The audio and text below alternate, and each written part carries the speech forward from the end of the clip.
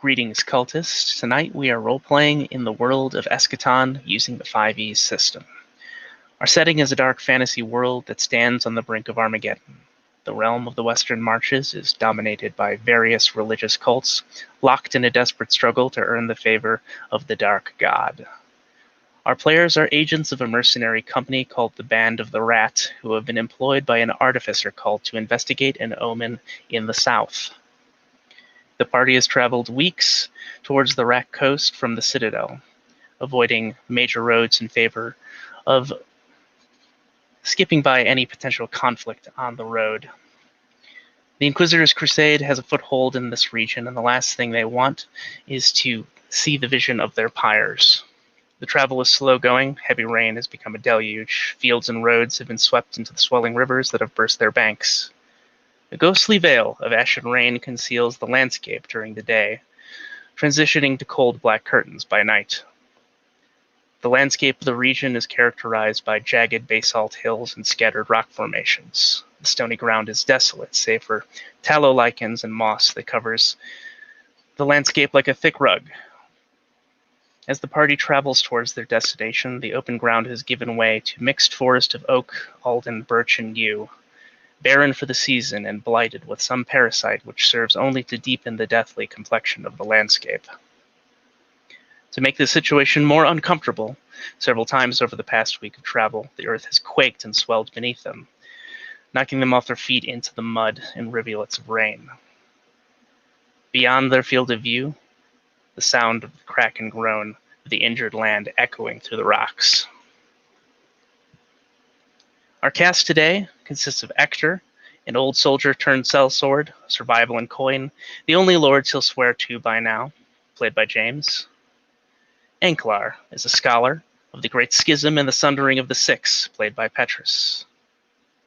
Neoptolemus is a gregarious, consummate soldier that follows a code of honor, played by Alex. And Ibarra is a soft-spoken, haunted-appearing woman whose origins are unknown, played by Diane.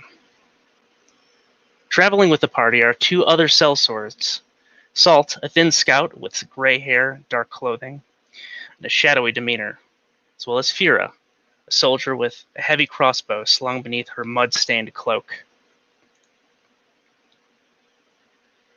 So you're settling into a camp.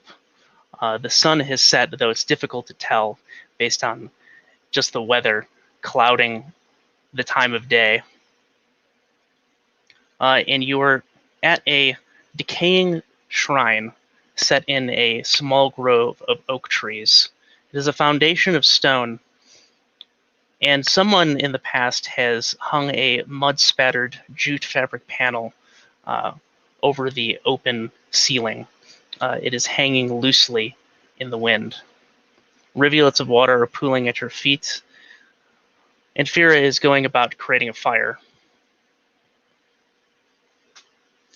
We'll begin the scene. Hey, Fira, I ever tell you that time I lit a fire with a fart?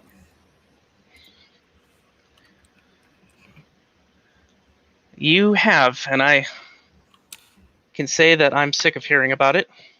She responds coldly. She doesn't turn around to look at you. Well, I'm frozen down to my boots, so if you would start that Ricky tick, that'd be great.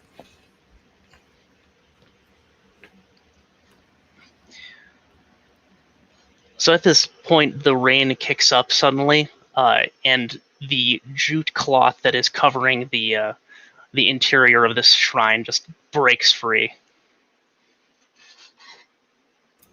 Oh, shit. Anklar, can't you help her with that? Your safety is none of my business. I'm fine over here. Oh, well, if I turn into bones, you're not going to be liking it. We're all on the same team here. There's water pissing in through the ceiling now. Salt struggles over towards it and tries to get under control. Well, Hector will go over and help him out, try to get it back into place. Ibarra creaches closer to where Lyra? Fira. Vera is trying to start the fire. Maybe I could help you if you We want. barely have any dry tinder, so any help that you can offer would be very appreciated. Ibarra decides to attempt to produce flame after looking around to see if any of the other party members are watching. Make a sleight of hand check. So that's going to be on your character sheet. Hmm.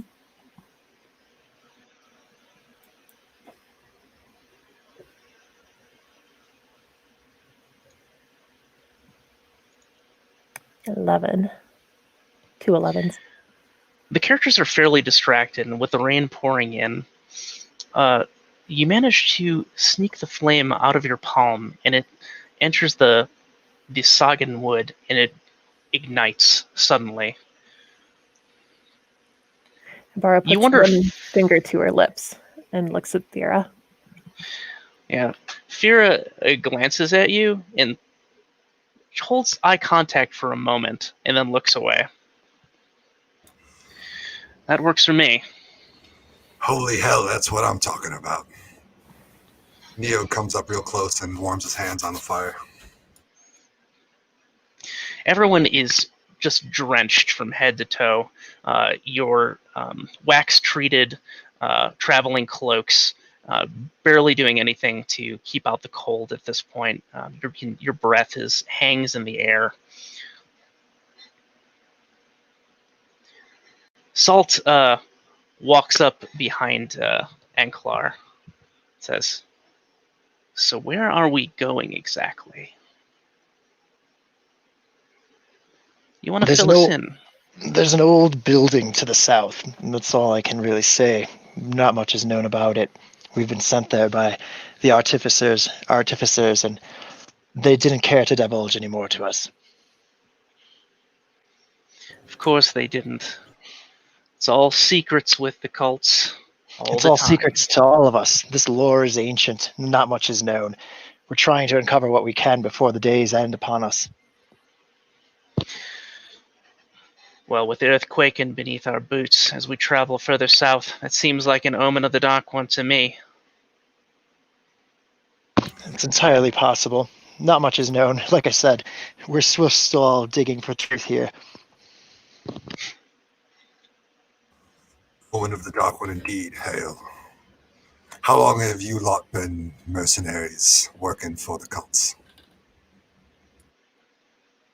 My memories don't even seem my own. I've been doing this as long as I can remember. The oldest memories racked with visions of things beyond this realm, horrors that you can only imagine.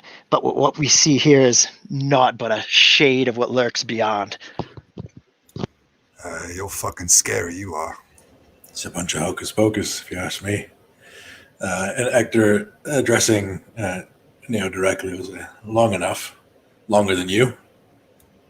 Oh, no offense meant, my friend. About how far are we from our tower? It's been difficult to say. Anklar, I think, has a type of memory and direction sensing ability that has been helping you keep your orientation even in this thick fog and rain. You think that you might arrive as early as the morning, but it doesn't seem safe to travel at night. It's never safe at night. It's never safe in the day, barely. We should get what rest we can quickly and try to dry off if we can and keep moving. I highly advise you don't stay still too long. Anklar, how is it that you know where we're supposed to be going? My entire life has been dedicated to mapping these lands, looking for clues and any kind of information I can of the Great Sundering. From what I gather of the Six and what the artificers have told us, this is the path. That's all I can say. More hocus pocus. Are you trying to tell me you brought us out here without a map? Or it was just whatever's in your head is what we're following? It's guided me thus far. I've never needed anything more. Just rolled his eyes. Sounds like it's above our pay grade, Hector. Fira looks up from the campfire and says, "The inquisitors have a hold on the lands this far south. We should be extra cautious." They're not the sort you want to cross. Not in our profession. They would do anything to stop this impending Armageddon, as they call it. What does the Dark One call it? What is coming? Do all things need a name by your simple mind? These are things beyond our comprehension. What comes will come, and it shall bring us all to wherever we are to go. Neoptolemus just looks very confusedly at you and then looks into the fire. Ibarra pulls her hood of her cloak up a little bit higher. It's dark blue and a little ratty, and it's been sewn on to what appears to be a fur that's very matted down and dirty. And while she's looking into the fire, she silently whispers, "He calls it the answer." There, see, she's got a fucking answer. I mean, it's not a very good one, but it's something. Anyways, what's our plan? Where are we going? When are we going there? "First thing in the morning sounds safest," says Fira. Aye, with the sun's first rays would be best, Right, then let's get some sleep. if you can. I suppose. Is there any dry ground, like, whatsoever? Only the area that's being blocked by this fabric panel, so it's uncomfortable. You're gonna have to be kind of jammed into like a sort of a raised stone area. It's dipped in the center, so the water that's pooling on it is dripping through. So somebody's getting dripped on.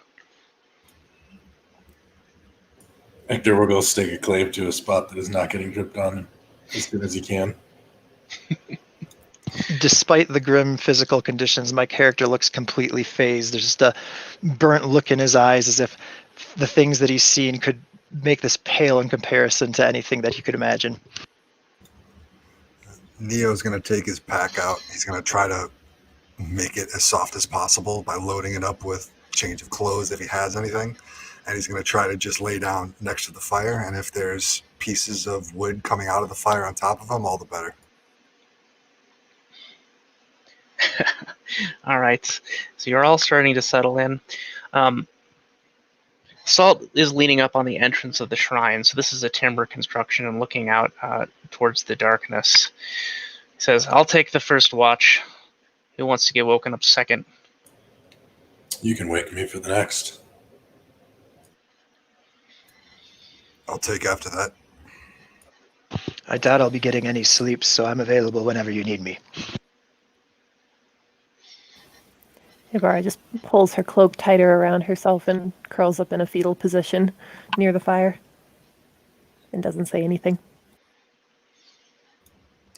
Is that Salt or Fira that's taking the first watch? Salt. Salt, okay. What's Fira doing right now? Fira is just tending the fire at this point. Okay, as Neo is in close proximity, he's going to kind of like lean up and look towards her. Hey, Fira, if you want to keep warm, you can come over here. Fira gives you just like a cold expression. Does not respond. The old silent treatment. All right. He lays down.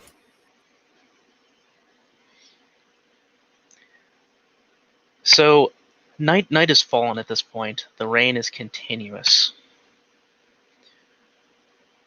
The first watch passes uncomfortably, so most of you are trying to get comfortable to sleep until exhaustion eventually sets in. It seems like you've finally gotten yourself comfortable when you're woken up on the second watch, Hector. Salt is nudging you with his boot. Groggily kind of get up and start to head towards the watch position. As I'm doing this, I'm looking around, looking for Enclar. What is he doing? He said he's not going to be sleeping. He's just kind of sitting with his knees curled, his chest, his arms around his knees, and just staring off into the darkness. Weirdo. All right, so I'll go to the watch position, make myself a little bit comfortable, kind of lean up against it, and begin the watch. So Salt follows along with you, and he's pointing out in the darkness, and he says, "Do you see that out there?" There's nothing. See there's you don't see anything. It's black, and there's just sheets of rain. And Clara silently gets up and takes a peek outside. Just same expression on his face, unflinching. I don't see anything, boy. He's like, I swear I saw eyes out there. Looked like some kind of animal. You need some sleep, I think. We'll watch.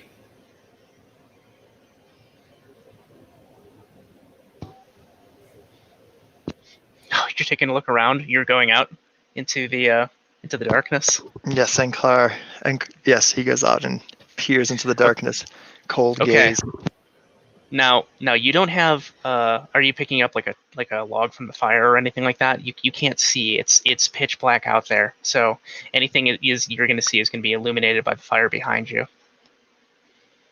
Yeah, he grabs some smoldering piece from the fire and holds it in front of him. He closes his eyes when he gets to the exterior. It first inhales deeply and then opens the wide-eyed stare, holding the torch high above his head. Okay, so you start to walk out into this open area of field. It's essentially all basalt stone rocks that have had thick moss and lichen growing over them. There's water that's streaming between them as you tread out into the darkness. There's a small thicket of just undergrowth, some small shrubbery, as well as some of these decaying oak trees out in the field.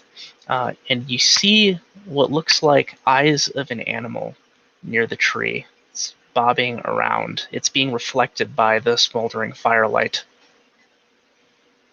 About how far out from the entrance has he gone at this point? He's gone out about 50 feet. And I don't know if you've stopped to look at this point, but you can see like him dimly illuminated by the piece of kindling that he's carrying. Yeah, I begin to kind of slowly walk out a little bit. I'm walking towards Enklar. There's something out here. Trying to get his attention to tell him to come back. Is there any way to tell if these are natural eyes or eyes of the arcane? As far as you can tell, this just like is if you were seeing like an animal in the darkness and eyes reflecting out at you. That's what it looks like. It doesn't seem magical or arcane in nature, though you can never rule out the fact that fiends are known to travel these lands. You also know that this is an effect that ghouls sometimes present in their eyes. Right. Well, it's none of the deeper horrors that wait out there. Something is indeed watching us. It could be a ghoul. He's talking to himself out in the field. I'm whispering back to Hector. Okay. All right. So at this point, I've caught up to you. So let's. Then I'm standing with you. I guess under the torch. Can I see the eyes as well? Yes, you can at this point. Now that they've been pointed out to you, you can see it. All right. So Hector will nod slowly and kind of motion with Enklar to return back. We should go back, safer together. Yes, I suppose. We'll be ready for it. There's surely something here. So over by the fire, Bara hasn't really been asleep this entire time. She's just been kind of listening to the shuffling around, and she hears some whispers about something in the darkness. So she rolls over, sees the three in the distance, and slowly kind of stands up and creeps towards them. As we walk back, by the way, I'm not going to be like turning our backs to it. I will like walk backwards to the best of my ability to come back slowly to our place. Okay. So you make your way back towards the fire. Ibarra, you see them backing away from something in the darkness.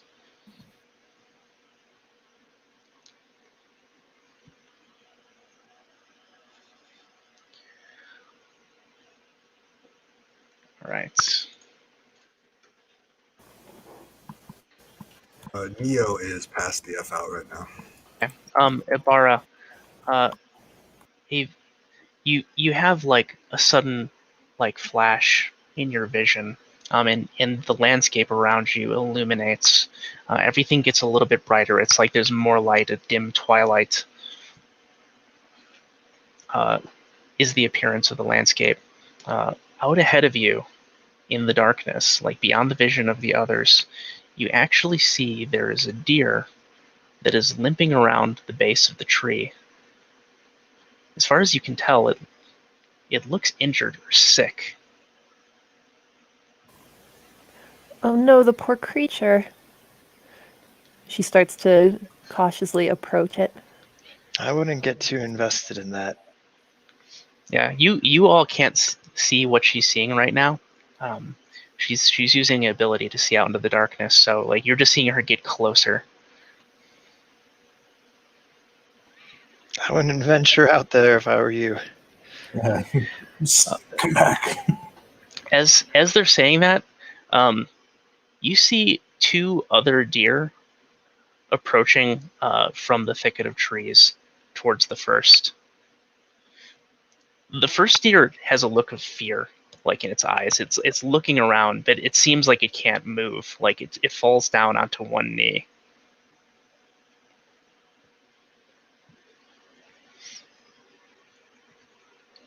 As the two deer approach, you notice there is something unnatural about them.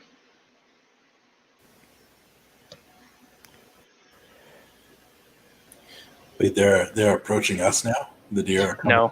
No, they're approaching the first deer. Oh, I see. They look sick. They look extremely sick. I try to sense what is wrong with them.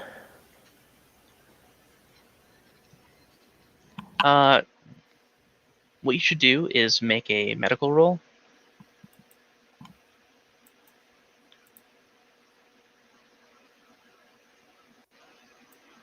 Okay, excellent. You are certain that the second two deer have been afflicted by the ghoul curse. So what you know about that is that anything that is afflicted with the ghoul curse hunts flesh. It remains somewhat similar to as it was in life. Mortals can be afflicted by it. Some consider it to be a disease. Some consider it to be magical in nature. But it is feared by all.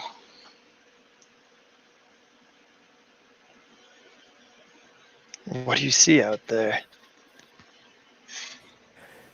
Ibarra stops and her breath kind of catches. Oh no, they're afflicted. The ghoul curse.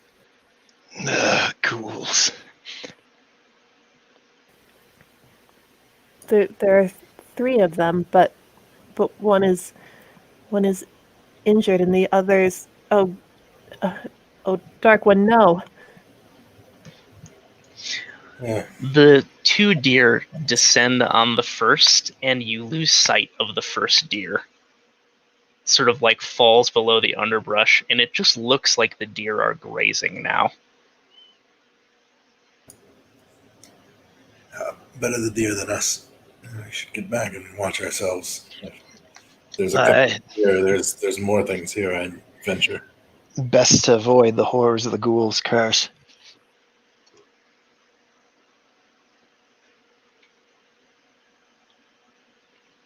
Salt is like going all the way back to the camp, and he has his blade out, and it's just resting on his lap at this point near the fire. Yeah, I will return to the watch post. Kind of arms crossed. Watch very carefully. As carefully as I can in the dark.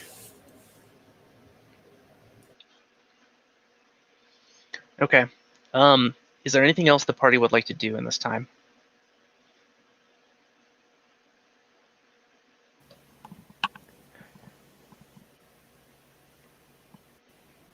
Okay. Do I have knowledge about whether the ghoul blight can be healed? To your knowledge, it cannot. And the mysteries of the blight are still deep. There's much struggling to understand what causes and what it is that drives these creatures. Abara looks regretful, but slowly retreats back into the shelter. You do know that it is rare in animals, however. Gotcha. As she enters back in, I'll kind of let her know that there's not much you could have done for it. I don't think it was already injured. And it's probably meant to die anyways. She just looks down at the ground and doesn't look at your face. It's best to rest easy. There's not much that can be done for them. Will of the Dark One, eh? Salt interjects. It may be. It's still unknown, but his will does trickle through into our realm, and it affects many a thing. Who can say if it's what's at play here? Well, no sleep tonight, just like every other night.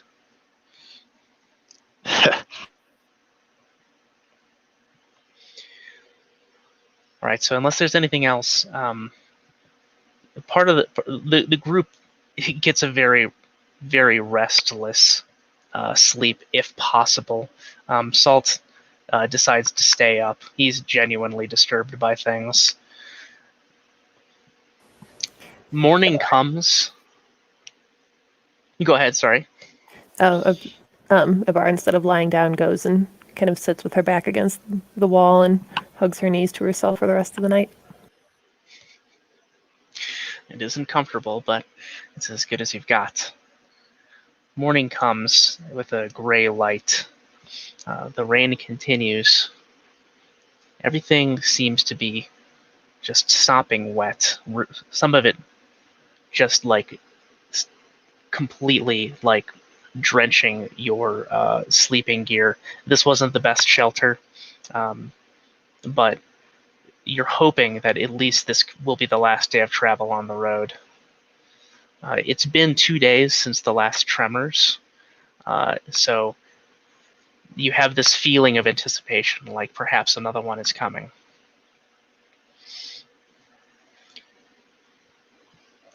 So at this point, Salt is looking out in the field. He's up. He's like totally exhausted. He has dark circles under his eyes. Just looking out at the area where the small grove was, the deer were at. Seemingly, there's nothing from your vantage point that's out there. Neo is going to stretch, come up out of the tent. He's going to walk past Salt and put his hand on his shoulder. Oh, you look like shit. Did you sleep at all? No. Ghouls out there. Animals. What ghouls? It's unfortunate. I got a kink in my neck. I slept so much. Oh, man. What should we be worried?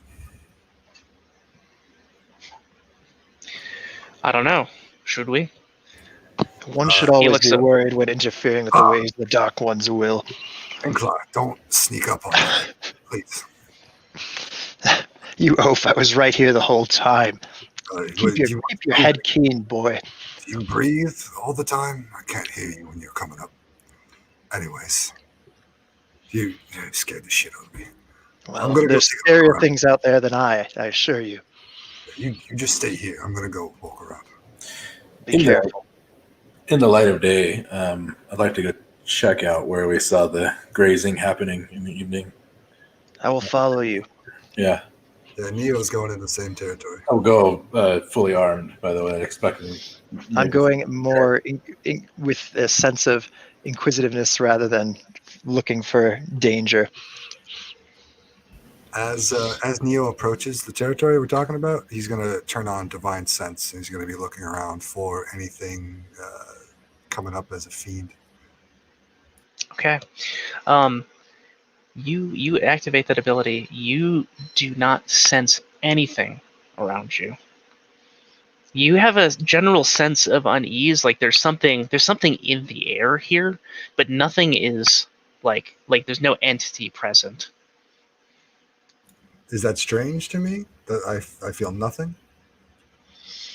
Well, I mean, like in this instance, like you are not sure what it could mean. I mean, you frequently encounter things out there that would immediately activate that that form of perception for you, but this barren landscape, it's just eerie.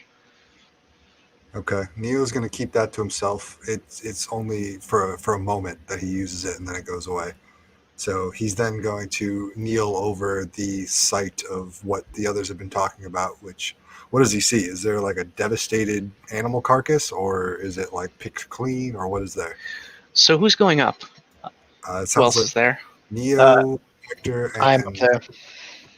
and Enklar. Okay, so what the group sees as you enter this, there is an area of ground beneath these like rotting oak trees that is just like slick with a kind of gore. The lichen has been dyed gore red. You see like bits of flesh that have been stripped from an animal, like bark from a tree, but this, as far as sign of other animals, none is present. It's as if the dying deer had gotten up and walked away.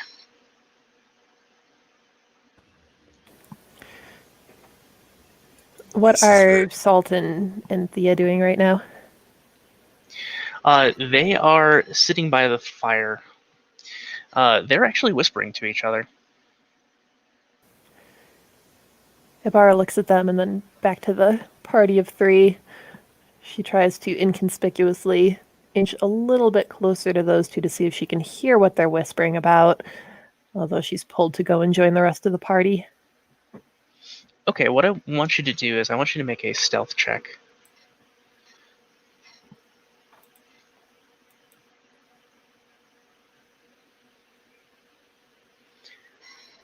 $16. All right. So you listen in on the conversation, and they're talking to each other with a familiarity of old friends. It's like they've known each other for a long time. Fear is saying, "I'm sick of this whole mission. We need to get to the ports in the south and get out of here. At least we're well on the way." Salt says, "Aye, we gotta keep an eye on things. In any case, who knows what all this lot is up to? Of course, those cultists never tell us anything." What are you all getting on with over there? So you're pretty far out there. You're not actually hearing them whispering. This is just what Ibarra is hearing right now. Ibarra feels a little reassured that they seem to pose no immediate threat, at least to her, and starts to slowly approach the other three to see what they're getting up to. Okay, so you listen for a while. So what's the rest of the group looking at? You're at the site of this this event. So Neo is struck by the scene that he sees with the stripped animal pieces. He's slowly going to draw a long sword and hold it in his right hand while he reaches forward with his left gloved hand. And he's going to try to examine some of the animal bits that are kind of hanging from the tree. Okay. So as you sort of pull them back and forward, it looks like they were ripped from a deer. I mean, as far as you can tell, this is the skin of one of the deer that was present here last night.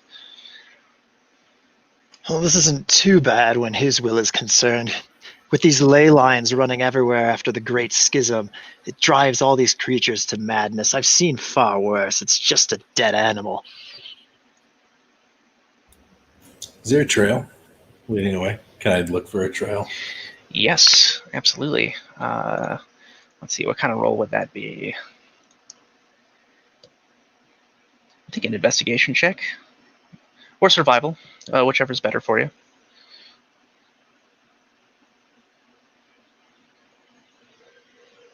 Okay, and 11. Yeah, there's as far as you can tell, it looks like the deer milled around this area for some time, and they're heading off to the east towards open ground. So they just, it's like they just walked off into the distance. All three. Hocus pocus. And it looks like it went this way. Is this the way we're going also? Do we want to track it on the way to the tower? We're headed south. They're headed off to the east. I'd say we just keep on our path and stay away from them. Yeah, I'm not sure we want to give chase here, but we should watch our backs. I mean, we are aware that deer don't string up other deer in trees, right? Again, boy, is this the worst that you've seen? So Neo is going to look. He's going to look like he's trying to cover up the fact that he is shaken, and he's just going to kind of wave it off. No, this seen this kind of thing many times in my time. Well, I can see it in your eyes. This has left you broken, boy. Let's keep moving to the south and just let this be gone. I don't rightly like you. Is that something a lot of people tell you? All the time. Yeah, great. Well, let's get the others and be on our fucking way then. I'd like to not be in the same place for more than a couple hours at this rate. We should get moving, yes. So Bar's been kind of just ignoring all their silly man banter and is looking up at the carnage in front of her. Does the way that this is all playing out mean anything? As far as you can tell, this just seems like some sick devilry, the type of thing that you might come to expect from ghouls. As we get to head back to where we can, I will point to Ibarra, let her know.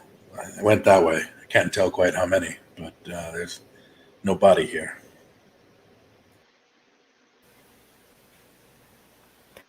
Ibarra just shakes her head and starts going back toward the camp. Yeah, Enklar, you were fairly certain that the third deer came back as a ghoul.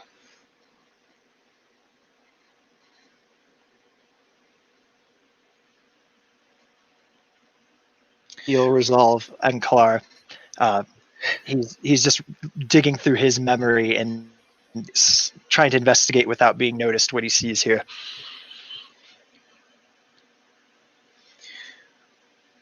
Okay, so what this is telling you, it seems like the arcana is strong here. Like the veil is thin for animals to be affected by this. That's like, to the best of your knowledge and experience, that would be the reasoning behind this happening because of how rare it is. Like I said, we should get moving. This is not where we want to stay for very long. I'd advise you all to pack your bags and let's head to the south. Okay. This fucking guy. Neo's going to sheath his longsword, and he's just going to start packing up his gear. He's going to be loaded up and ready to go south.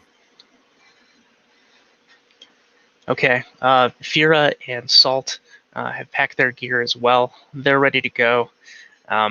They're pretty loath to leave the meager protection of the jute cloth that's covering the ceiling of the shrine. But they nod to you and they say, or Fira says, well, as the Dark One wills it, right? Is that to Neo? Yes. Neo's going to look her right in the eye. That's Fira, right? Yes. He's going to look her right in the eye, and he's just going to take a moment. Yes, the will of the Dark One. And he's going to turn around and walk out. Okay, everyone have what they need? Seems like it. Yep, ready to go. I believe so. I've been ready to go all night. I'd kill for a fucking horse right now. The longer we stay here, the more anxious Ibarra is feeling. She's ready. Salt chuckles. He says, one horse is worth more than all of us. Hey, Enklar, you think one of those demon deer, we could ride it into battle?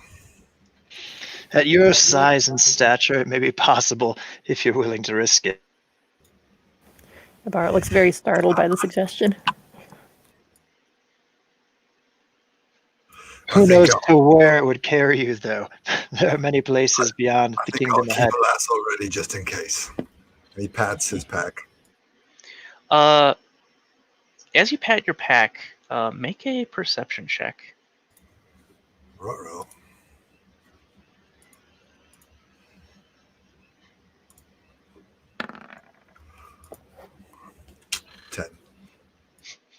Feels sturdy. Feels sturdy? All right.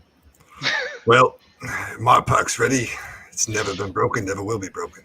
And I'm ready for the road. Let's go. Okay. So the rain continues. There is a ashen veil of mist that swells between the basalt black stone hills that you are ascending up into.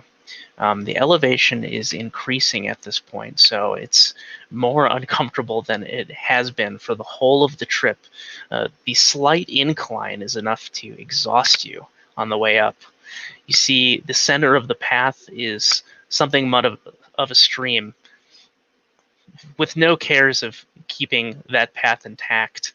The two mercenary sellswords who are leading the way up ahead step away from the stream and just start trotting the land outside of it, attempting to keep their boots as dry as possible.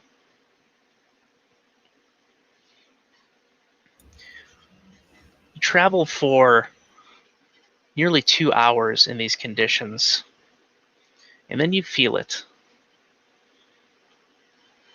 After this time, it feels like your legs are about to fall out from under you, and there is a crack and a groan echoing through the rocks in the distance. It's another one, a quake. At this point, I want everyone to make a dexterity saving throw.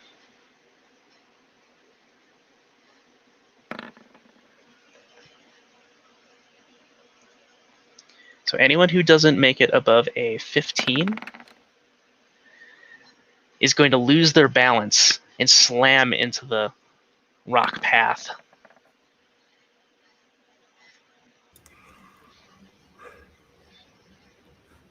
Oh, Hector, your entire pack spills open in the water as you fall. Neo's shaking right behind him, falling to the ground. Oh, God. This praise for... At this Navarro point, just kind of plants her feet a little wider and almost looks like a surfer for a moment as she stays upright. you can see the water that's pooled in around you, shaking and splashing upward out of the rivulets. There's more creaking and groans, and you see a grove of trees in the distance just sink a solid 5 feet. So like my whole pack is like spilled out, right? Like it just like Yes. turned the purse like upside down. Just shit out. Yes. Okay. All right. Well, I mean, I will try. Is there any chance, like, can I gather it up or anything, or did I just like fall and it spilled out, or like? Yeah, you've fallen, like the earth is just shaking uncontrollably at this point. Like now that you've fallen, you can't get your balance. Okay. All right. I'll just try to get to my hands and knees and just like stabilize myself as best as possible. And as suddenly as it started, it stops. Hector will look around. Like, what are you looking at? Jesus. Your shit's everywhere, mate. Yeah, I tripped or something. That's you had fucking rations in there. When you start to starve, don't be looking at me like some kind of fucking meatloaf. Navarro smiles faintly. And the earth yawns and rends beneath his will. It is the way of things. A sundering is nigh. Enklar, do you think you could fucking not? He just looks up at you, just not understanding. Yes. The Dark One's will and all that, but this man's entire person just fell out. He's probably going to die here on the road now. So, I'm just shaking my head. I'm going to gather up like what I can, like dusting it off and trying to put it back in the pack. The rain has not stopped this entire time, so it's soaked. Like your pack is just ruined. And Clark picks up a soggy bag of rations and hands it back to him and says, "Don't get too attached to these material things, friends. Soon this will all pass." All right, well, then in frustration, he just like takes the whole bag and like whips it like straight at the ground. He's like, "Fuck it, let's go." This reminds me of a time that we had to eat our horses. We were starved, trying to siege a town. That was good times. Was that on the Great Road? Says Fira. She picks herself up. She's inspecting her heavy crossbow. Well, still in working order. Well, praise the Dark One, that's the case.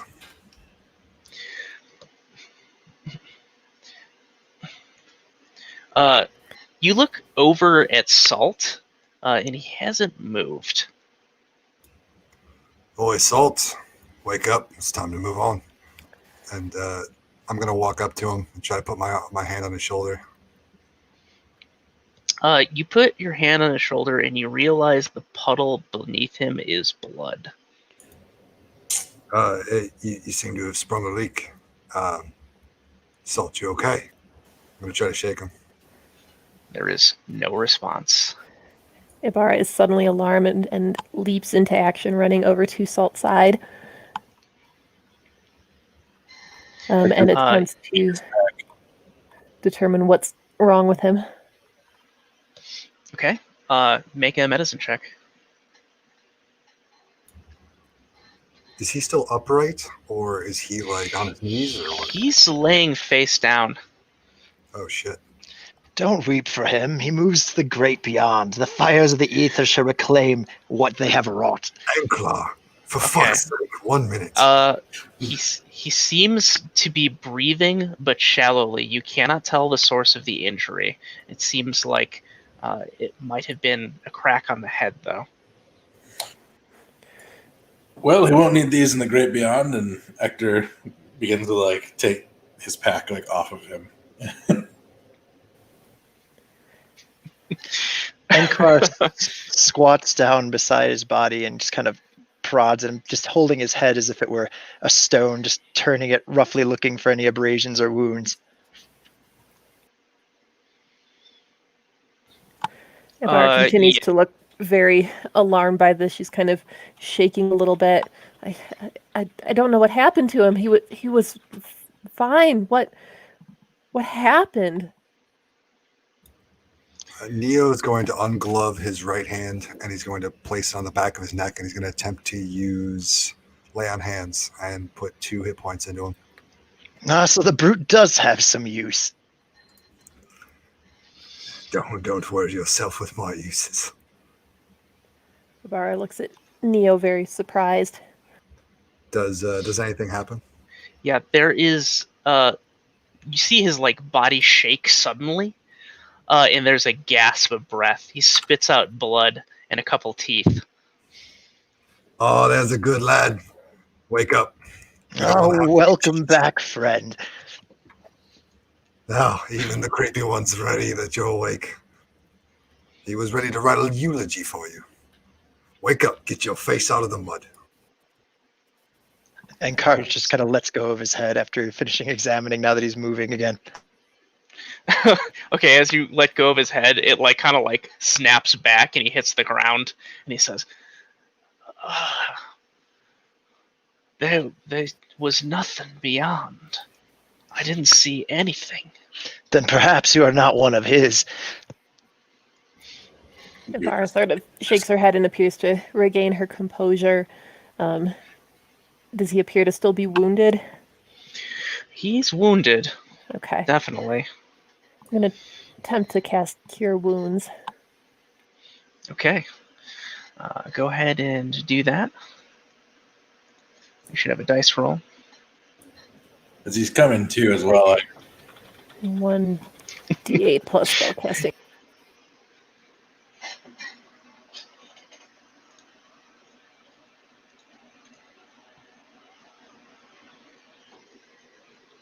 What was that, Hector? Oh, just as he's coming to, I said, well, this is awkward, mate, but you dropped your pack over there and everything got all wet. It's like better than being in the cold. Okay, looks like got a total of, let's see, 9. All right, so there is a surge of energy. It passes between you. It seems like the air shimmers for a moment, bends. You see the color leave him and then slowly return as his wounds begin to mend. Well then, little miss, it would appear that you are a most welcome and holy attraction to this party. These are some old magics, definitely. It's interesting to see it at work at someone at your stature and your age. Ibarra looks at it like she's confused by the comment.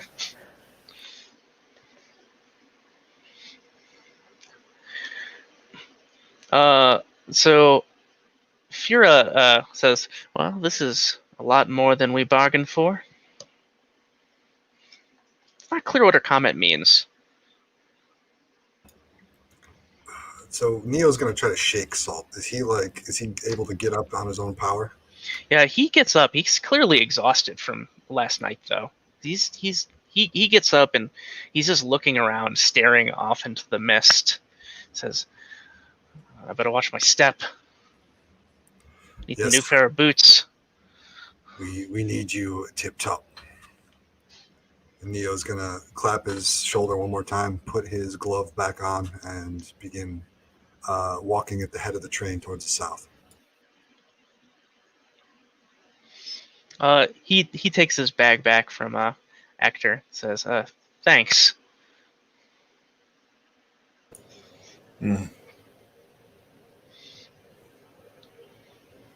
Okay, definitely like begrudgingly gives it back, like maybe holds on to it a little too long. Yeah, there's that moment of like tension where he goes to take it from you, but you're still holding on to it, and he's just gives it another tug just to get it away from you, and slings it back over his shoulder. Yeah. Careful. Hey Hector, you got anything left in that pack of yours? Just a bunch of soggy shit. Oh, I don't have anything. I threw the pack down. Like basically, it was like, super frustrated. Like everything got wet. It got soaked. Like the food's no good. Like, all right. I mean, I would have had like some of the other things, like rope and shit. Like I've got that, like very basic stuff. But is anything that he threw down salvageable? You think it might be based on your abilities. Neo's going to try to look over some of the things that he threw down to see if there's anything that he is throwing away recklessly to try to save it for him. Now look, I understand the frustration, but I really insist we must be moving. So, Ibarra, you know that you can actually take care of the food situation. So, you can grab that stuff if you'd like. Yeah, she goes and picks up the food and attempts to, unbeknownst to the other characters, cast Purify Food and Drink on that. Okay, make a sleight of hand.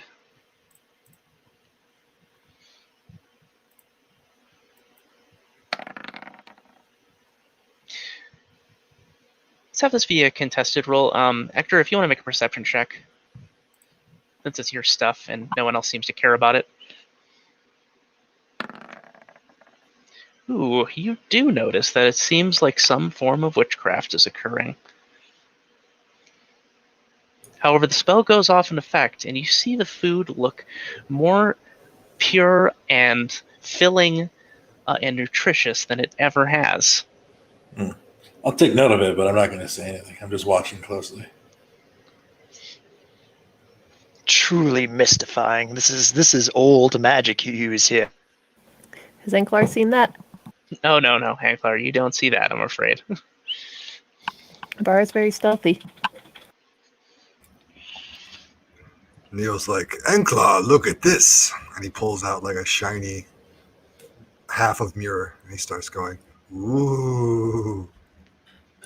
So Hector, at this point, he's noticed the food cleansing and all that stuff. He's just taking note, but he's says to the group, he's like, look, the hocus pocus here is right. We really should get to the tower and finish what it is we were sent here to do. These cultists don't pay enough. All right, so you take to the road again, unless there's any other delays, and begin traveling. About what you assume to be noon, you pass through pass along through the trail. There are two large basalt stone structures that are just jaggedly emerging from the earth. It seems like they were carved by time, just natural, like dark rock, blotched and mottled with the yellow lichen that you found elsewhere along the landscape. At this point in the distance, as you crest past these obelisks, you can actually see the ocean. And at the shoreline, on a black sand beach, there is a crumbled structure.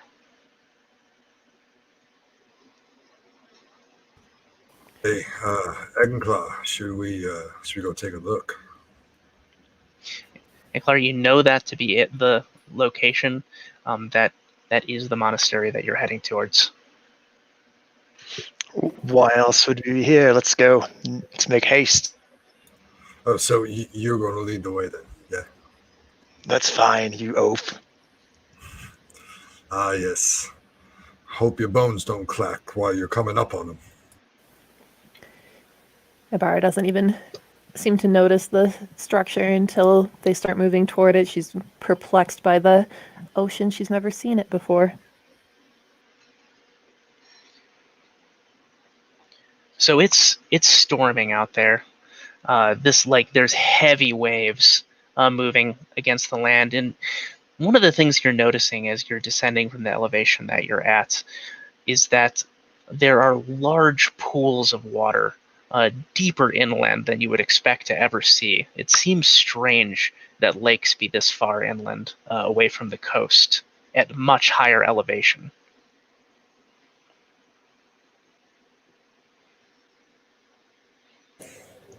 How does all the vegetation and other shit like that? I mean, I think you said that it's mostly rock and like lichen and stuff, but like, can we see like anything else?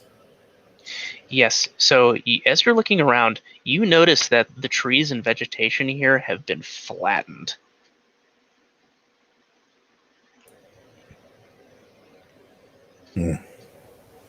Some great wave or disaster, a great storm must have passed through, or something worse. Would I know anything about the history of this place? Make a history check.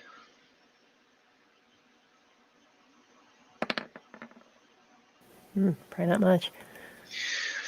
You have a sense of the region. You know that as far as this coastline goes, anyone that lives out here are going to be hermits, fanatics, other cultists. The fact that there is some sort of institution out here is completely unknown to you. As you are approaching the structure, you can see that this monastery is heavily damaged. In fact, it looks as if almost all of it has collapsed. You can see that those great arched stone walls of one side of the building are standing upward, and the tapestries and banners that would have been hanging outside of it are swinging wildly in the storm breeze from the ocean. This reminds me of a time when a group of mercenaries, before I met you all, we had to turn a monastery into a brothel on orders from on high. This is very strange. Fear says, sure that was the case. So as we're approaching, I kind of heckle Enklar a little bit. The Dark One works in mysterious ways, huh? His intentions are ever unknown. So out in the ocean, you can see other massive basalt stone structures carved by the sea. These are natural formations.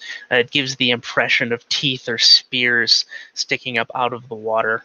You know that this body of water ahead of you is called the Gulf of Ruin. I once led a ship through those teeth. Yeah, it was a good time. And you survived. Obviously, I'm standing here before you. You should be very impressed. Can I roll an Arcana check to see if any of these markings on the monastery mean anything to me? Yeah, you could. Or They history. don't. It would be more of a history check at this point.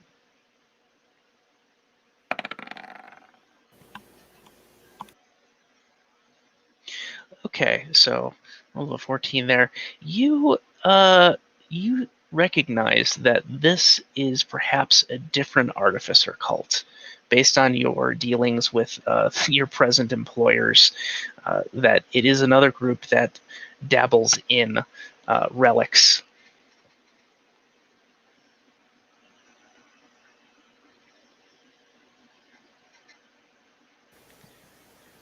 So your group continues down towards the beach here, and the monastery itself is on a larger structure of basalt. You can see that part of it has been carved into the rock.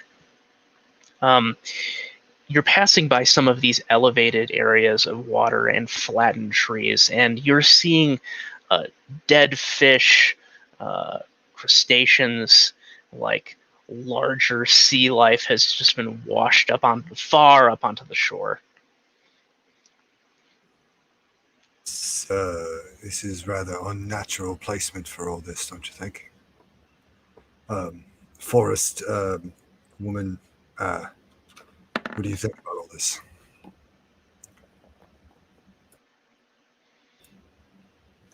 Ibarra, hello, are you there? Are you listening? Ibarra kind of shakes her head and looks over at him. She was entranced by all of the fish. Can I do a nature or a perception roll to see if I have any idea why? A nature the check. fish are there? Okay, still good enough. Your best assumption here is a colossal wave. Now, having never seen the ocean before and only heard stories of this, it seems like waves shouldn't make it that far inland. Seems perhaps supernatural, but there's parts of the world that you just don't know about. It seems like a quite unnatural sort of wave would have had to be responsible for this. I can't explain it. Can I check one of the fish or the things that are up there? Can I see like how recently that would have happened? Sure. Go ahead and make a. I would say probably survival check in this instance.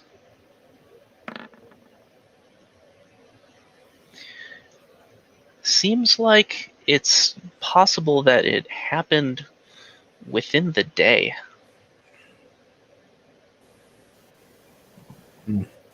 Might have been related to that bit of a tremor we felt earlier. Kind of starting to make some. Ibarra kind of shakes her head. Tsunamis like this aren't natural. Yeah, so big event out on the water causes a massive wave. Is that what we're saying? That's precisely what I'm saying. How deductive of you. Oh, thank you very much. I was the brains of the last outfit I was in. Uh-huh. Is this the one with the brothel? Oh, yeah, same one. Yeah. Makes sense. Oh, well, thank you very much. Hey, Enklar, you're being strangely quiet when we're talking about all kinds of omens of Armageddon here. Yeah, does your Dark One deal in tidal waves? This is all part of the natural order. Who's to say? None of it actually matters. We'll see when it comes apart.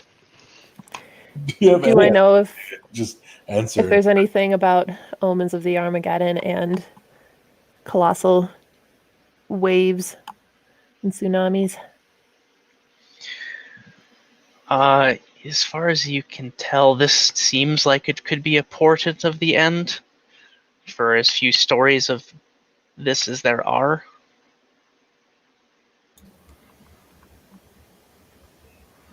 Enclaw, if the world's going to end anyways real soon, maybe you want to fill us in on what the fuck we're doing here on this black beach with these high stone teeth all around us and the water coming down from the sky. Perhaps we should be less concerned with the happenings and what lurks inside this building. That's more of what I'm interested in. Neo draws his greatsword and he tries to approach the monastery to enter. It's part of the job going in. I thought we just had to get you here. Enclaw just silently walks inside. All right, so Kabara you kind of are rushes to follow him. You're now standing at the base of this, what was once a magnificent structure. The half wall that is before you that you've tread through is just open to the sea on the opposite side. So you're standing inside of a ruin. All of the stained glass has been shattered. There's colored fragments littering the ground around you. And as you step inside, you see bodies.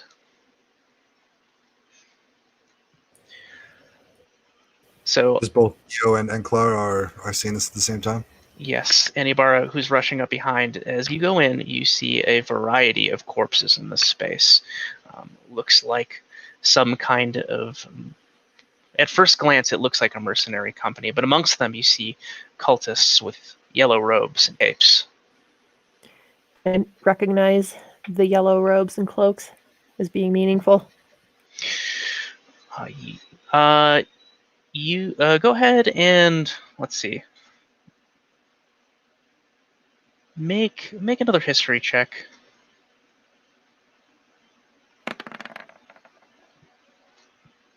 Yeah, you think that this is perhaps another artificer cult.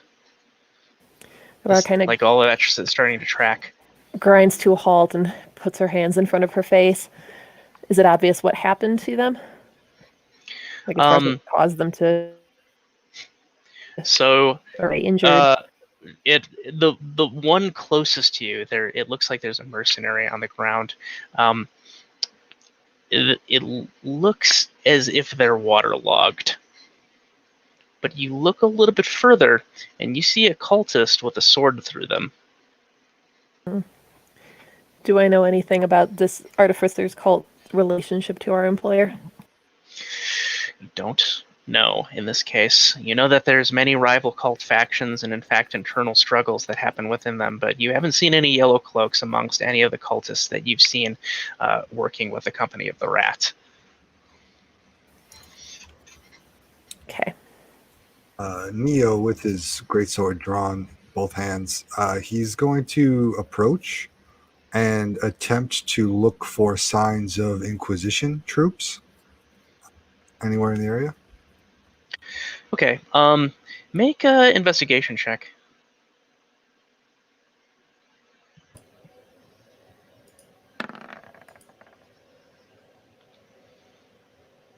Okay, yeah, you look and you actually notice the uniformed body of two inquisitorial soldiers lying in the mix. Can I try to see if there's anything valuable on the bodies or informative on the bodies? You immediately notice that one looks as if it has decayed for weeks, and the other is quite fresh.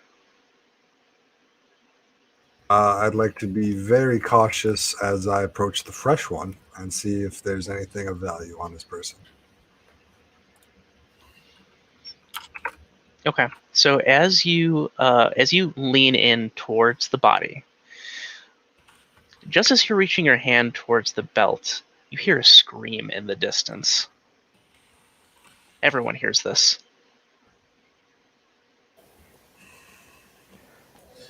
Draw weapons. What the fuck was that? There's a group of gulls that just lifts off the bodies as soon as the scream occurs. It's a guttural scream. It's deeper in or back outside. Somewhere deeper in. Does it sound human? Sounds like someone dying. Well, and Cloud, lead the way. Don't know where we're going, and I haven't been paid yet.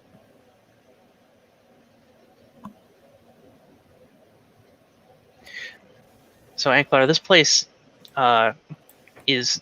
You did not anticipate a ruin upon arrival here. Around you, you're looking about, just like trying to determine like what to make of the structure. You can see what seems to be like not half, almost all collapsed portion of a living quarters, a timber construction, wattle and daub that would have been added to the older stone monastery has been half swept into the ocean. As far as the main structure itself, you are standing in the nave of a large cathedral. This is where the bodies are laying. Deeper in, you can see that it leads to several rooms, small rooms and galleries, and you can see that part of the floor is collapsed further ahead of you. Everything is exposed to the sky.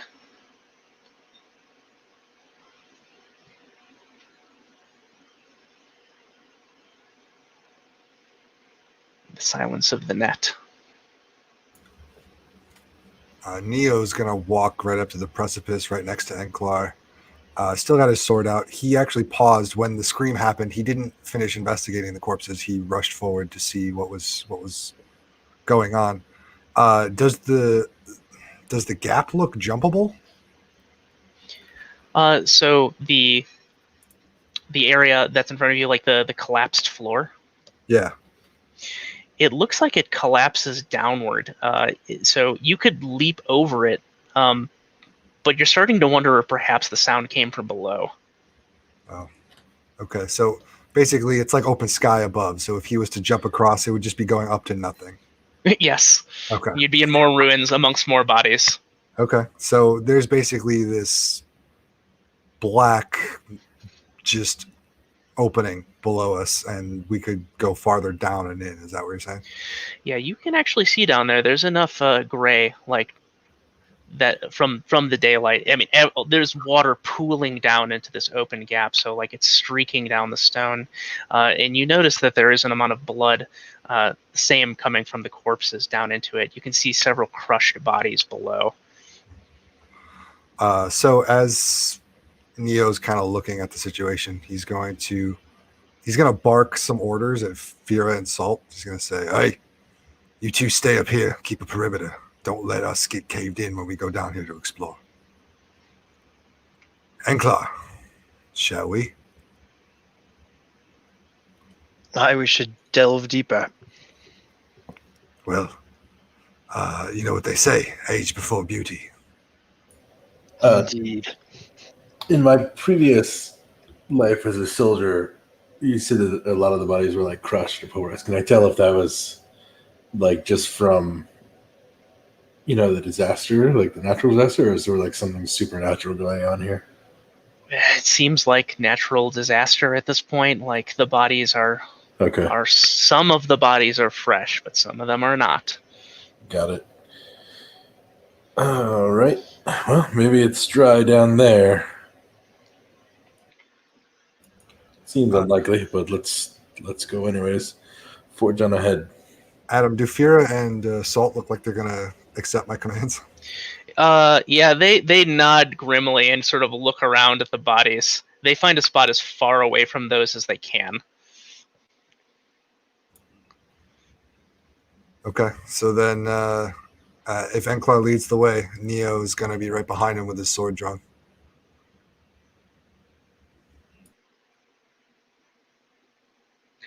All right, Enklar, do you proceed down? He descends intent on his purpose.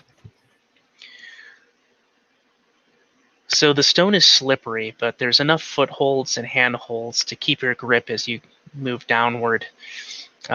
You pass the half-crushed body of a cultist. You can't see his head. It's trapped behind a massive capstone. You slide into what seems to be a chamber of a catacomb of some kind. There are large stone slabs ahead of you with bodies laid out upon them. The room is dark except for the ambient light that's streaming in behind you. And ahead of you, in the gloom, you can't see, but you hear what sounds like chattering and like a cleaver hitting meat.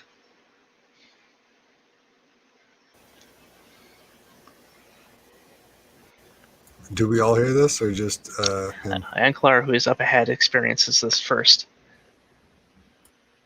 Where is Ector right now? Is he with the two of you? I believe so. I'd be following, bringing up the rear there. It seems that we are not the only ones in here. Are the other two following you too, Salt and Thera? Salt and Thera are up top. They're up top still? Okay. Ibarra is just still over by the inquisitor bodies, kind of staring at them, fixated, with a twisted look of rage on her face. Yeah, you're trying to, like, the rage fills you, but you can't get over the fact that one of them looks like they've been dead for a little too long. Having experienced those ghouls yesterday, it gives you an uncomfortable feeling being in their presence. Can I tell if that one may have been blighted? Make an Arcana check.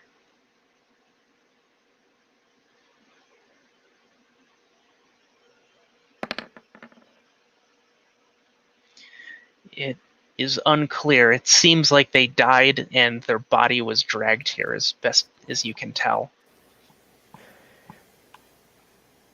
As she Perhaps by a wave? realizes that this has been here for a while, her mind starts to clear, and she realizes that the other three have all gone down into this corridor without her, and suddenly feeling a pang of guilt, she looks at Salt and Thera, gives them a nod, and decides to follow the other three. Okay, you're heading down. So you can see up ahead of you that Anklar has stopped and whispered something back to the group.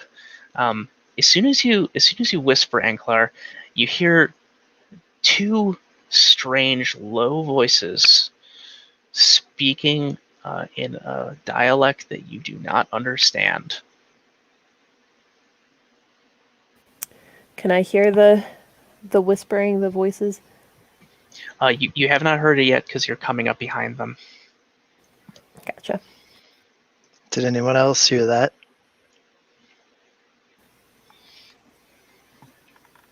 No one else heard it. Ibarra kind of moves up to the front to see if she can hear what he's hearing. Well, a bit unsettling, but onward we go. Okay, so you proceed into this chamber. Does anyone have a torch or a lantern? Is it too soon to attempt to produce flame again? Let's see. You could do it again. You took a long rest, so that is a thing you can do. I believe that is a cantrip. Yeah. Yes, so you could do that if you would like. I have a torch. So Bar's kind of waiting to see if anybody else comes up with anything before revealing herself. Okay, so Anklar, you prepare your torch.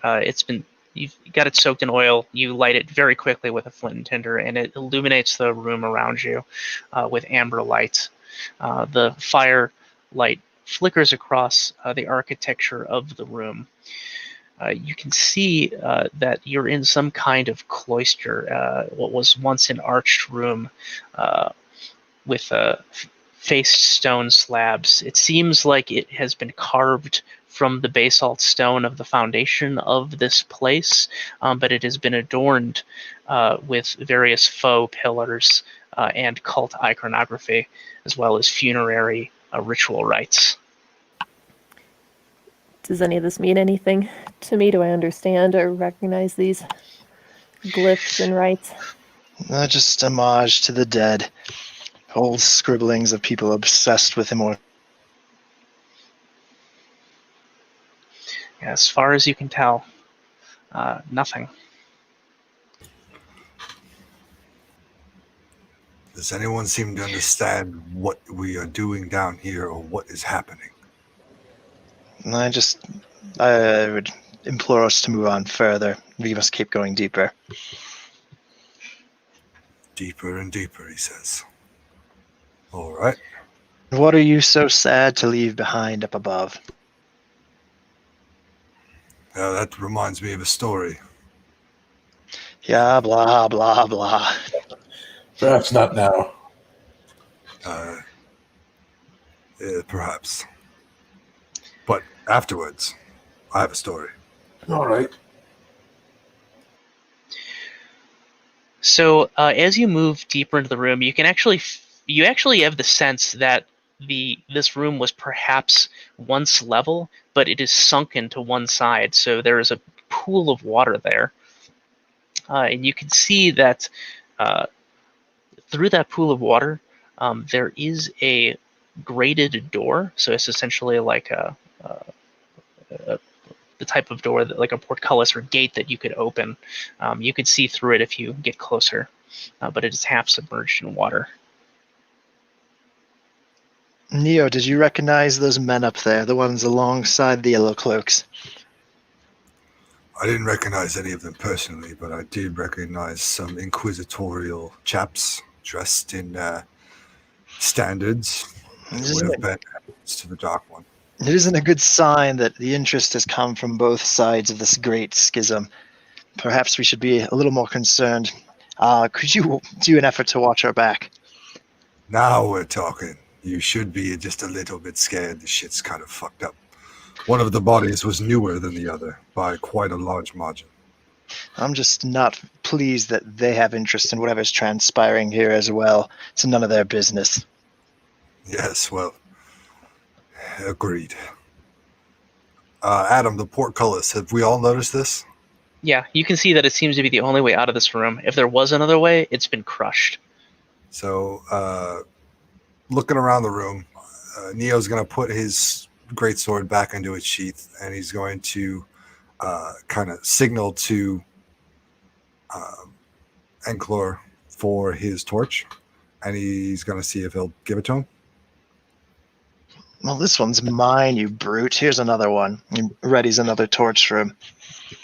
He smiles as you light the torch, and he takes it in one hand, and then he jumps into the water to try to examine the portcullis to see if there's any way to bypass it, look through it, see if there's any switches on the wall. Yeah, as you get closer, you can see that it has been shaken from its hinge. It's a door that you could swing open freely, although it is half submerged in water at this point. You'll be pulling it up at an angle. The hallway itself inclines at a slight downward slope. So when you get close, however, as you reach towards it, or as you near it, you see what looks like the shadow of something the size of a child flits off to the side.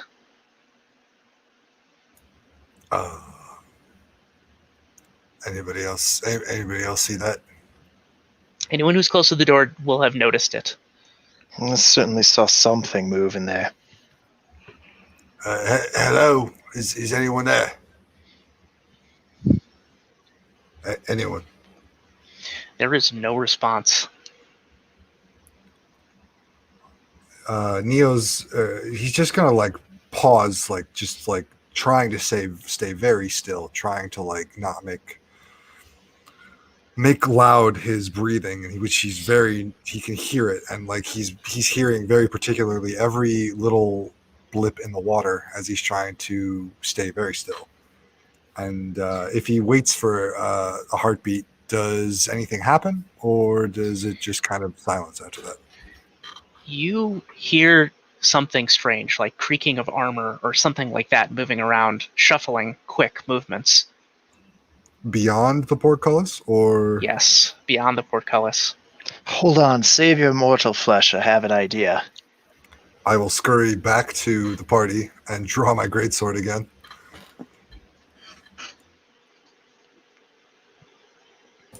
Okay. Definitely something down there. Can I cast my patron at this point? My little fiend? Yes, you can. And what would I need to do that? So it depends on if you don't care about being secret. You can just say I am casting that spell, and it will occur. I'll describe it. All right, my Enclar seems to be mustering up some sort of conjuration. Stand back. We'll let this one take care of it. Okay. So this is the servant, correct?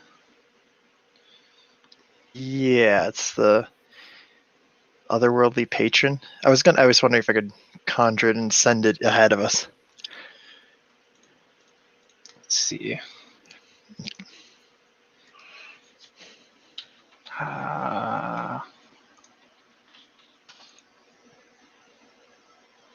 Is that a spell or is that one of your abilities? I apologize. It looks like it's a spell.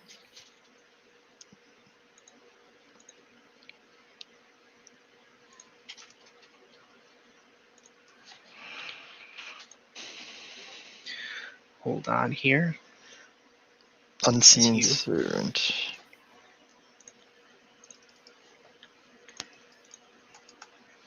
Is it Unseen Servant? Is that right?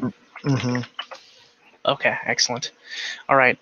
So there is the rain and precipitation that's essentially like pouring into this room behind you. You see that it begins to part around a shape, and you feel arcane energy swell in the room as you enact your power. It waits for your command. Well, let's see what this shade can find for us. And I command it to go off through towards the shadow, towards the fleeting shadow. All right. So this is like you all see this. It's like there is something invisible in the rain for a moment, and then it moves out of it into the darkness, and you feel a presence for a moment. Like it's just at the back of your mind. You're not quite sure what it is.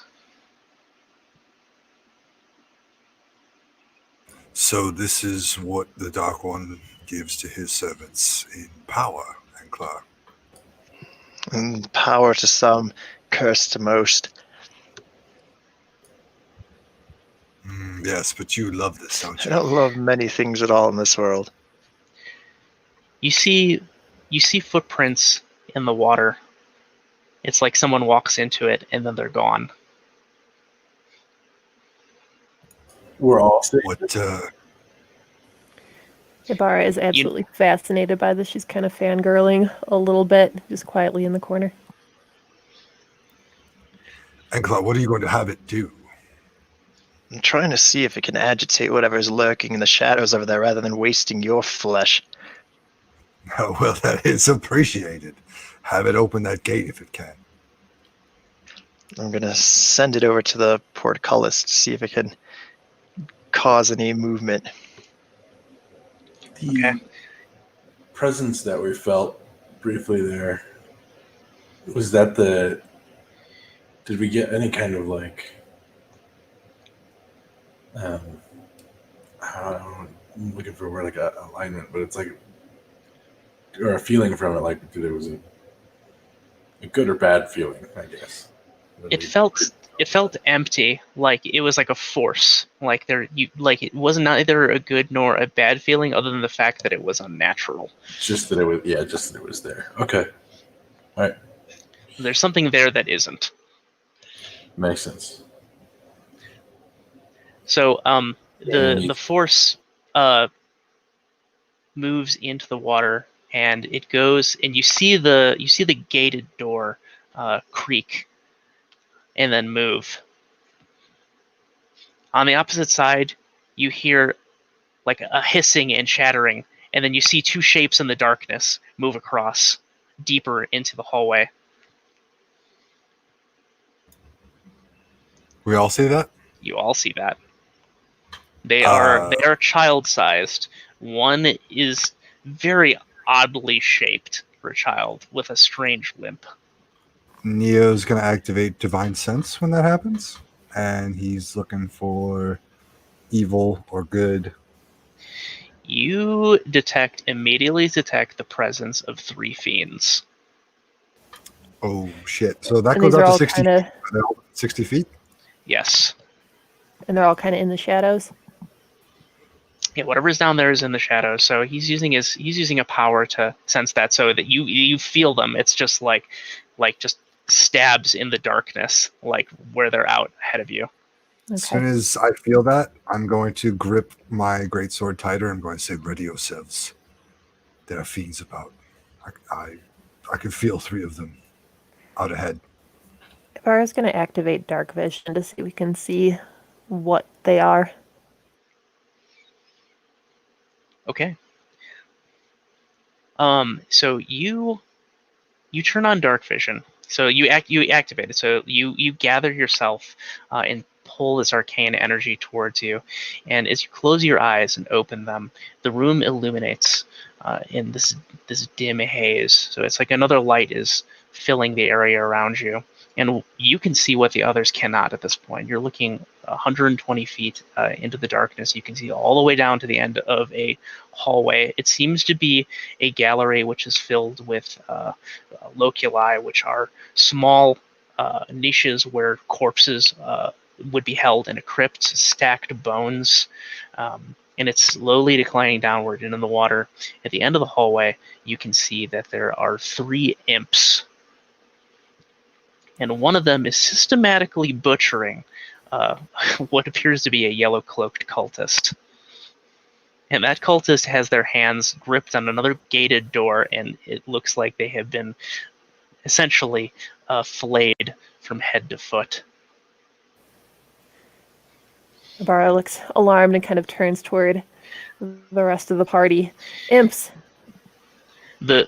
As you see them, they see you.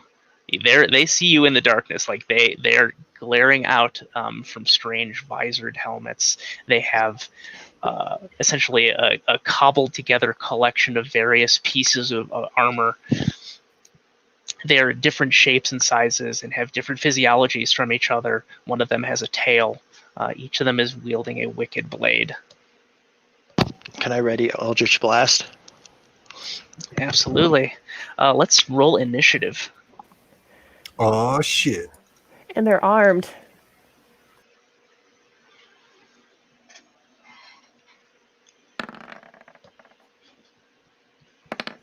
What a trash roll.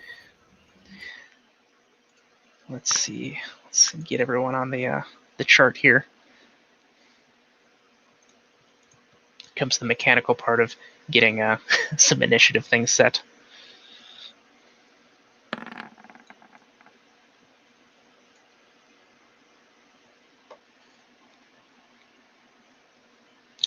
All right, Alex, is there a way to add to the order here afterward without a token on the board? Yeah, you can add anywhere you want. You can just click the gear. You should be able to add people's turns if you want in there, if you have rolls for them. Great. Let's just go ahead and do that now.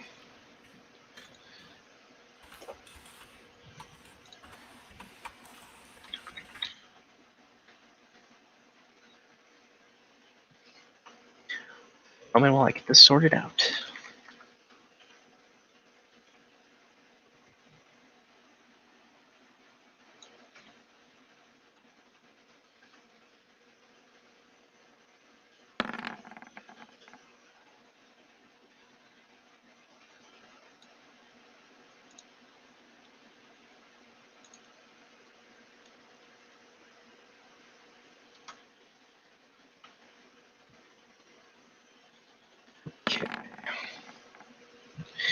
think I've just about get everyone on the charts here.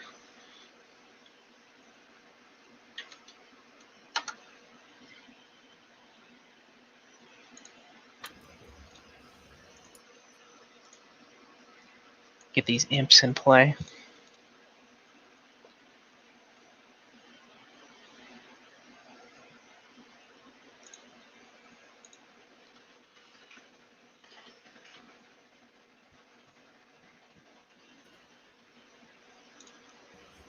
All right. So first to act here looks like it's Ector.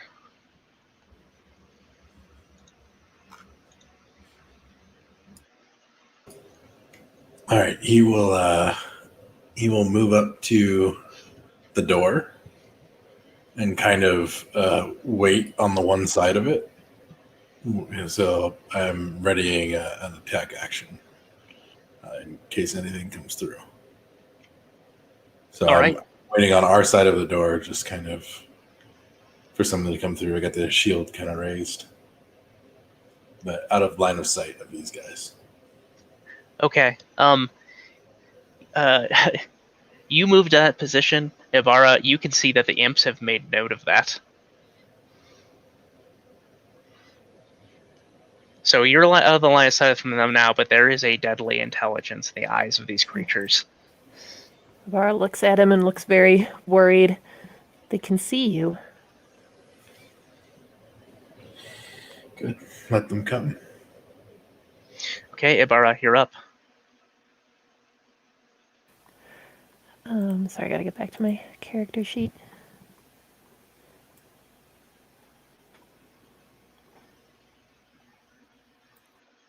How far away from me are the imps now? They are about 40 feet in. Okay. There's one who's just continuously stabbing this dead cultist.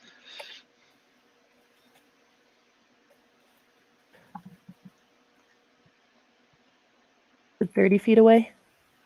About 40 feet right 40 now. feet.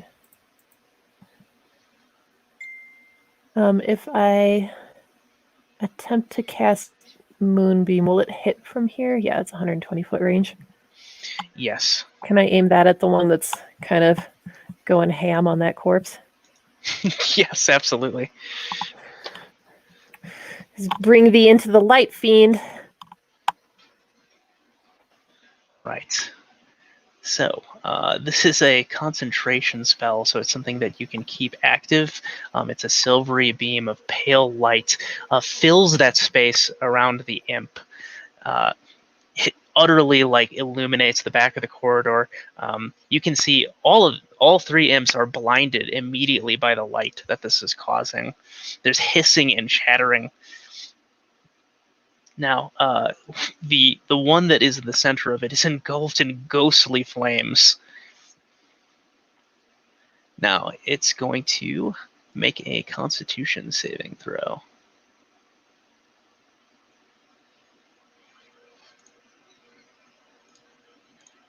And see how it does.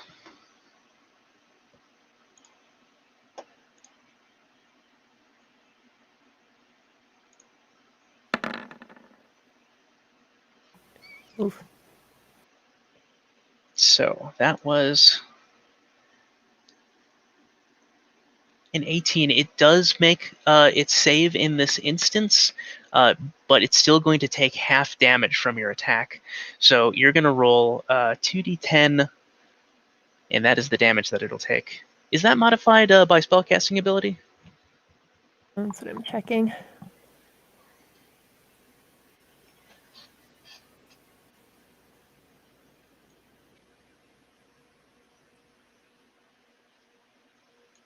I think it might just be 2d10. I think it's just 2d10. I don't see an advantage there. Okay, so it's going to take 7 damage, despite its resilience in the face of this blinding light. Its body erupts in this ghostly flame. It crumbles to the ground, screaming and shattering. You can see the skin peeling back from its flesh as the light sears it. Ibarra looks a little stunned at what she's done.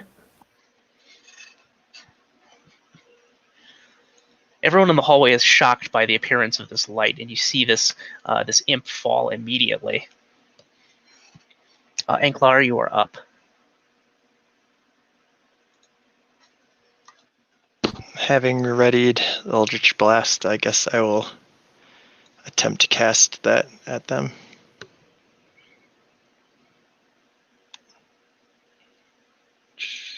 Do I have that? Or do I have Eldritch Invocations? I believe you have Eldritch Blast.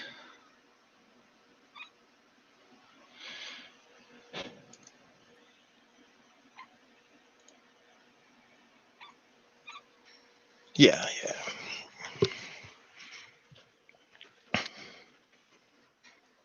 Right. So the way this is going to work is it happens instantaneously. A beam of crackling energy streaks across the room. So you're going to make a ranged spell attack. Let's see if you have a macro set up for that. You do. So there in the center of your character sheet, you're going to find a button that you can click just to get that to go off.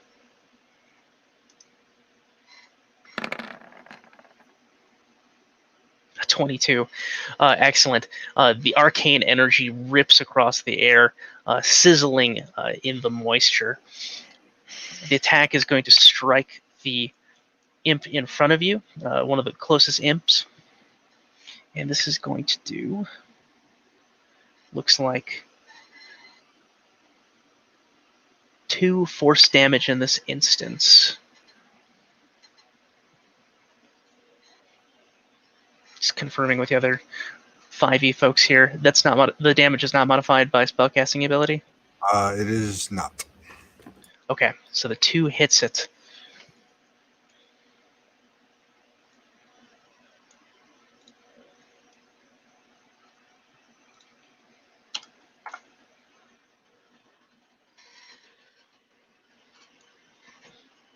Okay. Neoptolemus. As Neo looks towards the hallway, is there any target within 30 feet of him, or no? There's not. Like you Okay. can't see anything in there. Oh, you see the beam of moonlight illuminating these imps at the end of the hall.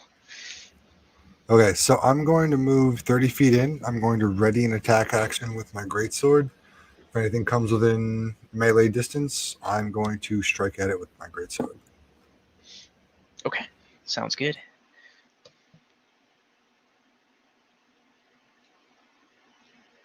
Okay, so the first imp that was struck by the blast rushes forward. It looks horrified. It realizes what's happening around it. It seems clearly overwhelmed. It's going to try to pass you. It's trying to pass Neo? Yes. Okay, so as he comes into range, I'm going to attack with my greatsword.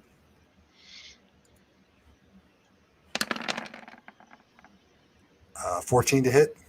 That's a hit. Got him. 14 slashing damage. You feel the blade crunch through the ribs of this creature, piercing any armor that it had cobbled together. There is a spray of blood that hits you as the impact drives the creature into the ground. Its scream is silenced as it hits the water. Is it dead after that? Or? Yes, it's quite dead.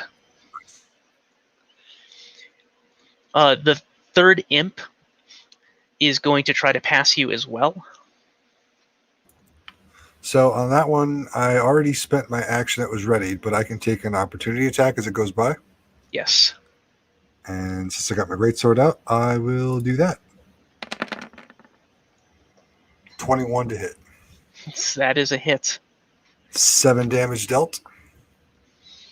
That is enough.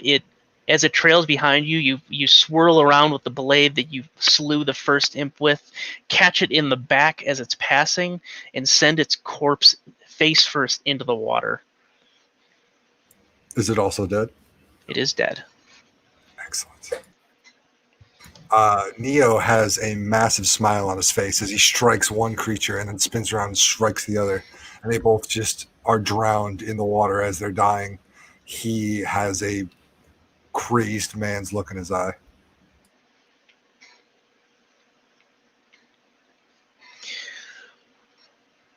Okay, the moonbeam is continuing at this point. You can keep that up if you would like for a period of time, but it seems that the threat is past. So Bar is kind of looking at her hand, still stunned by what she's done, and then after a couple of minutes kind of looks up from her concentration, realizes that all of the imps are dead, and allows the moonbeam to just kind of flicker out. All right. So right now there are 2 imps floating dead in the water. The second or the third in the back has been completely incinerated by the moonbeam. What's left is a grotesque skeleton in tattered armor, completely burned away.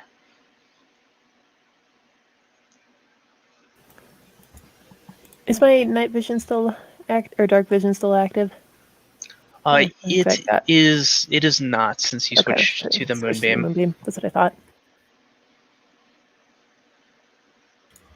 Neo is going to look at the charred corpse and look very impressed at Ibarra.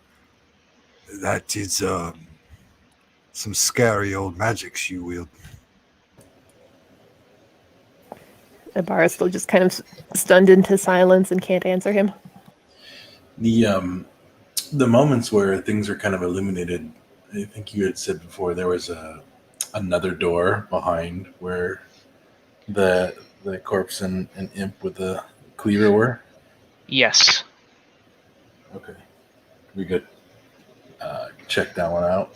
Actor will go try and shake it, see if it's open or not. Carefully. Okay. So you pass the bodies in the water. The torchlight is now illuminating this hallway. It's you have the flickering reflection of the torchlight on the water, which is casting eerie shadows across the bodies, which are stowed in the niches around you in these small crypt openings. Some of the bones are stacked neatly, and some of them are full bodies that have been interred here. It seems that much of it has been remained undisturbed, saved for the tremors. You get up to the door, and at this point you can see that this cultist was recently killed. He must have been alive until moments before your arrival. You're starting to wonder if that was a scream that you heard. There's an uncountable number of stab wounds in the torso of the cultist, and much of the skin of his body has been flayed away. His yellow robes are drenched in blood. This man did not die well.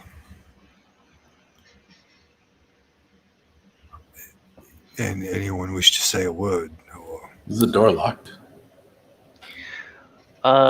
You look, and at the other side of it, it appears to be locked from the it looks like a portcullis, and there's a chain which is tethered to a spike on the wall in the hallway beyond, and it is not reachable from your position.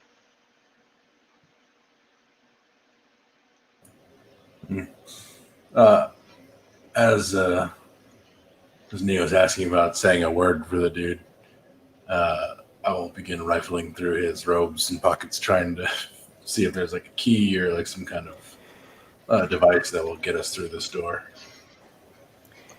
Ibarra, in response, kind of mutters a blessing of the Dark One under her breath for the dead cultist.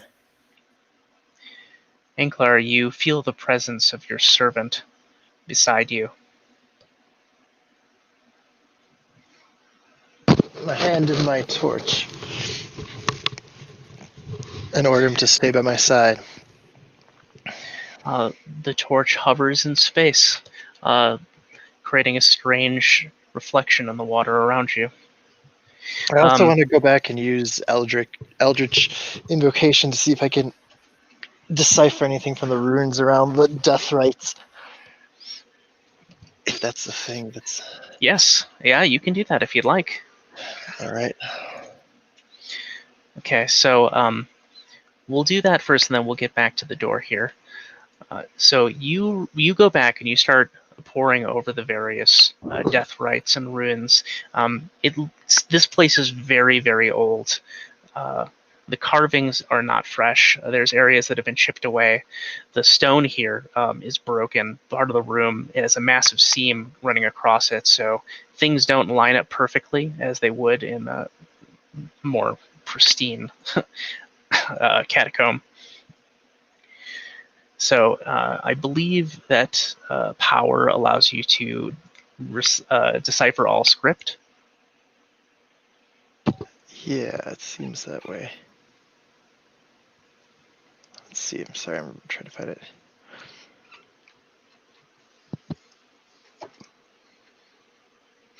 Where did it go?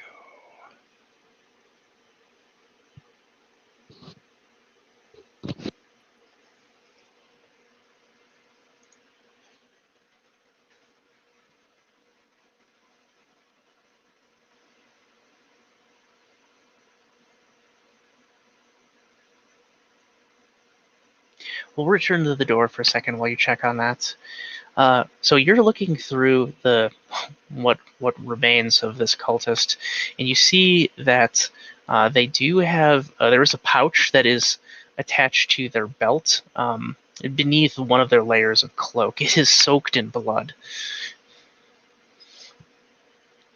When you investigate it, you find that there is a hastily scrawled note inside, as well as some brass coins, what appears to be some kind of key, though you're not sure to what. Okay. I can't read the notes. I'll hand it to someone who can. I show everyone the contents, basically, of the satchel. I'm not trying to hide anything that I found. All right. Eldritch Invocation says that I can read all writing per Eyes of the Runekeeper. Yes, excellent. So you reach into the back of your mind and seek out the pact that you had made with the powers long ago, and the text becomes clear to you. While it seemed like perhaps the deranged scrawlings of a mad being, you decipher that there are many funerary rituals that take place within this particular catacomb, but you find that some of the bodies are interred in something that is known as the Corpse Gate. And they are essentially drenched in arcane energy from some sort of source within this place.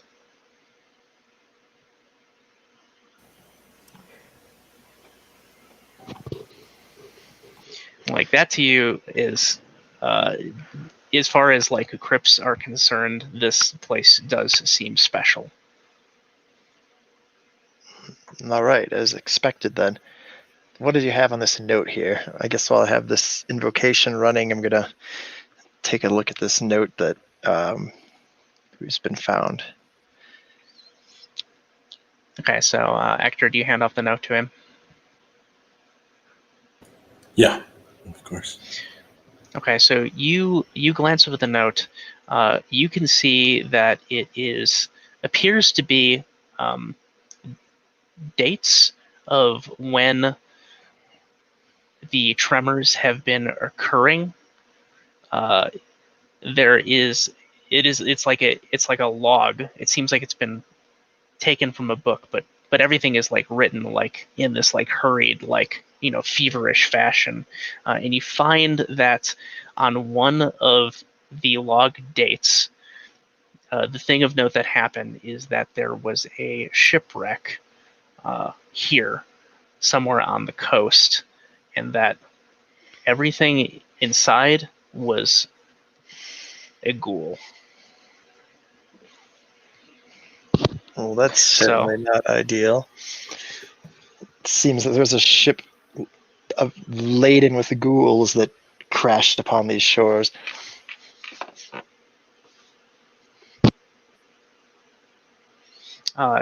You find in the note that the monastery attempted to mount a defense against them, but ultimately they had failed. Some of them they suspect, had successfully fled up the coast,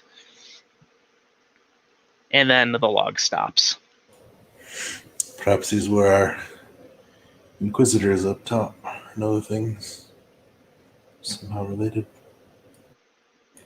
Said they'd been decayed a while. Well, despite their better efforts, it seems they weren't able to thwart them, but at least they're not here right now. That could be rather grave for all of us. One of those corpses was rather fresh, though. True.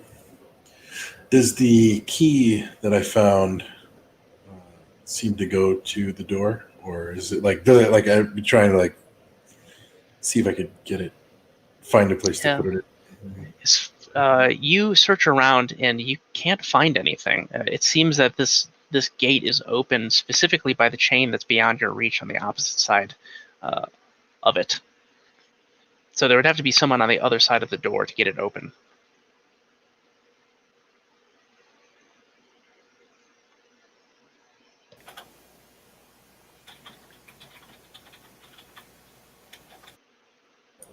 Well, unless we have a way to get through this, we ought to go back to the hall. Try to go further down.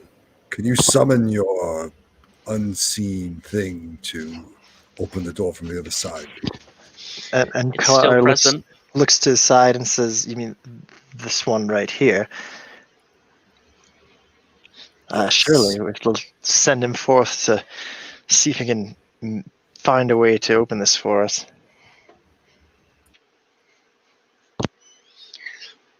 Okay. You see like the water shift below you, and do you send it with the torch? I take the torch back before sending him so that he's unimpeded. Excellent. There's a moment, and then you see the chain unhook from the wall, and the gate begins to raise. Ah, delightful. I knew all that blubbering was good for something. As it's going up, I remark out loud, or I'm beginning to wonder, perhaps it was closed to keep something in. That is entirely possible, but we still need to delve further. Ibarra kind of looks at the corpses of the imps. They lay still in the water. The life has been ripped from them by both longsword and arcane energy. She considers them and then follows the rest of the party. All right. So is everyone passing through into the next part of the hallway? It is necessary. Yep. Is there anything that can be propped to hold the gate open to lead for a speedy egress? Yes, it looks like that same spike that was holding the chain. It can be wrapped around, thus holding the gate up. In the interest of a quick egress from whatever lurks ahead, I'm going to get this set up to stay open for us. The unseen servant wraps the chain around the spike. You see it moving, clinking in the darkness ahead of you. The gate seems secured. Onward, then. So the hallway ahead of you has several more larger niches on either side of it. As you pass forward, you can see that it appears to be interred and mummified bodies of cultists. So this is the corpse gate that you described? Or whatever it was called. That's what was written in the note, but it's unclear if this is that. Is that public knowledge? I don't know. Did Anclar, Anclar, did you share the contents of the note? I didn't say specific. Well, I implied that this place was besieged by ghouls that were stranded here, that the attack thwarted them but failed, or tried to thwart them but failed, and that they had left this place. The corpse gate I have not said anything about. Okay, so that is hidden knowledge at this time. Okay. All Does right, it so look like someone's taking their time embalming these corpses? yes, it looks like they were interred here long ago. Some of them have been shaken free of their carved basalt thrones that they've been seated upon. Their bodies essentially like tatters and bits of skeleton and bone, shaken free, probably from the tremors. Do I recognize the way that these were embalmed? It seems like some form of occult funerary rite. As far as there anything meaningful about it, you are not certain.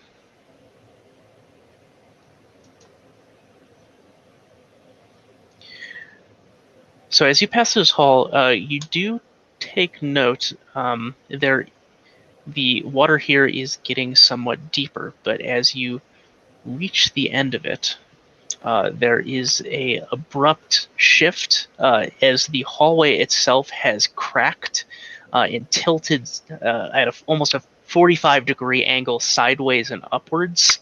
So there is like a fissure that's formed in the floor. You can't see how deep it is in the water, but the hallway is now like leaning upwards.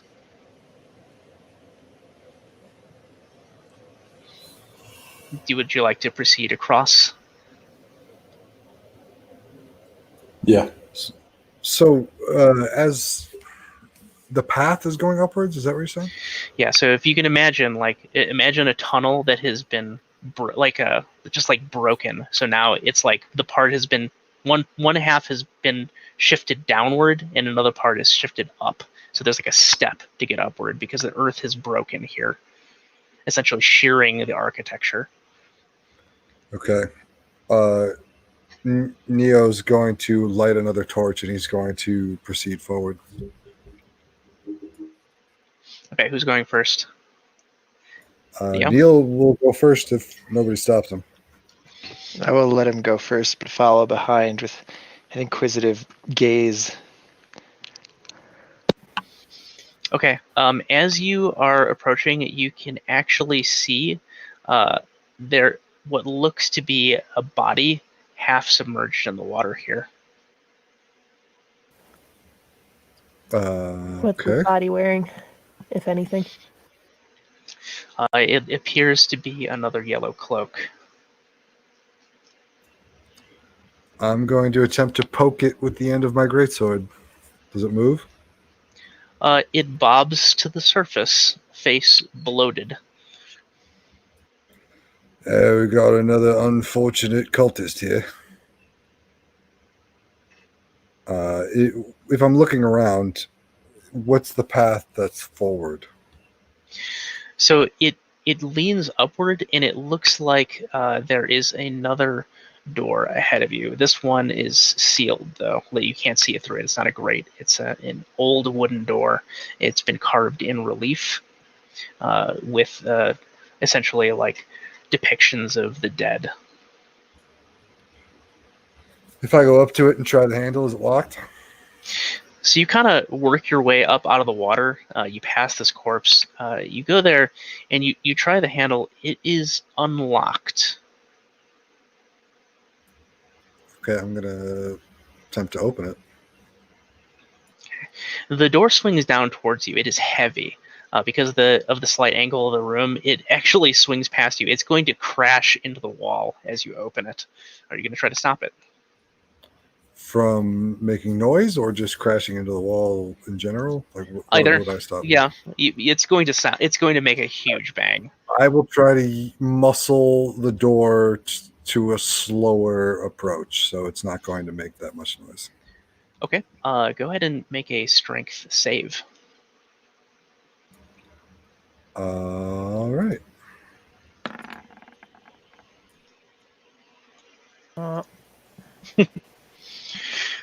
So you go to stop it, and your boots slip on the slick basalt stone floor, and the door slams outward, and it crashes off of its hinge, sliding downward towards the water. Well, that didn't quite go how I wanted, so this might get messy, you know. Certainly not ideal.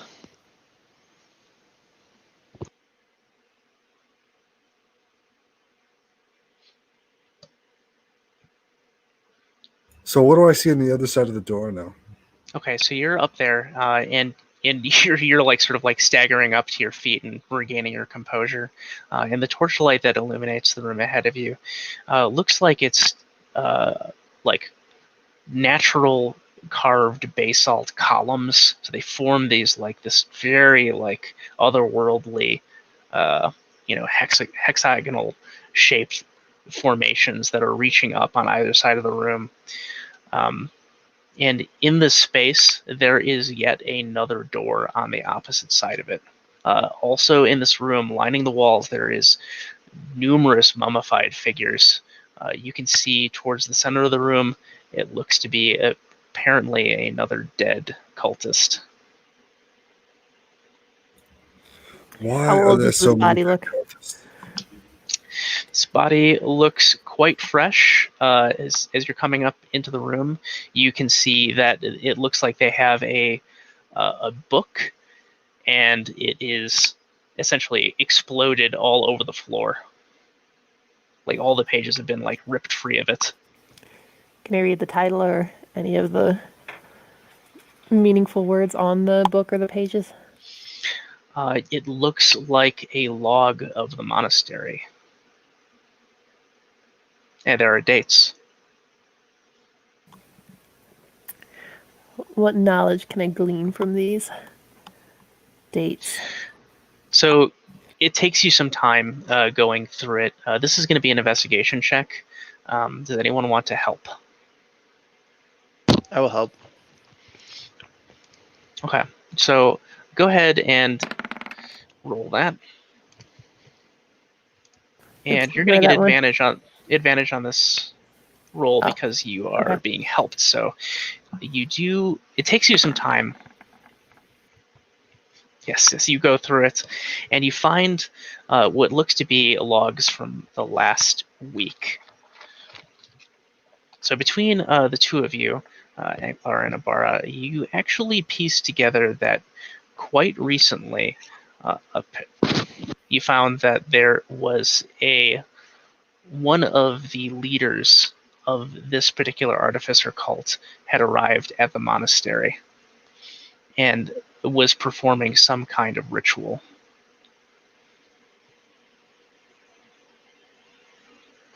It's not clear what it is, but you do find other reports of tremors occurring, various comings and going. Adam, you cut out there for me. Can you repeat what you just said? Oh yes, apologies. So you find reports here of the arrival of one of the disciples of this artificer cult has arrived and was performing some kind of ritual on site that was taking resources of the monastery to complete. It's unclear what the details of that are, but you find other reports of tremors and quakes occurring here and it damaging the monastery.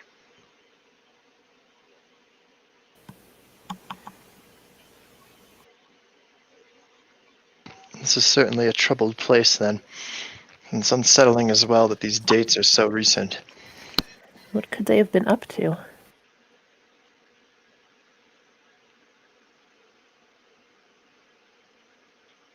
We must You move have forward. you have a strange sense from this room as everyone who's been in here is spending time while you're looking through the scattered pages that are laying on the floor. There are mummified bodies just everywhere around you, like small relics and urns leaned up against these basalt columns. Everything is being illuminated by, I think, the 2 torches that you have present.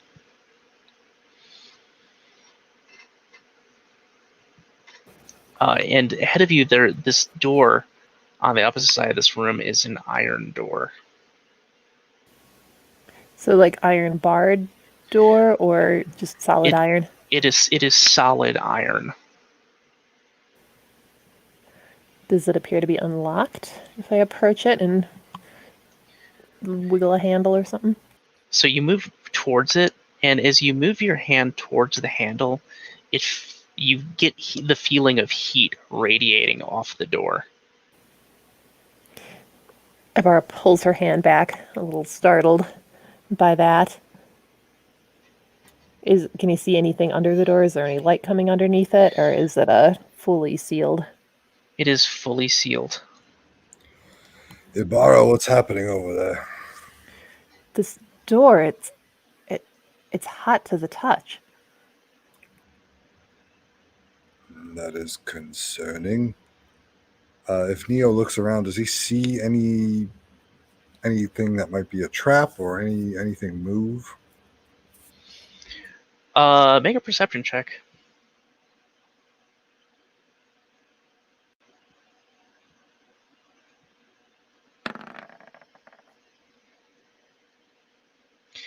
Nothing.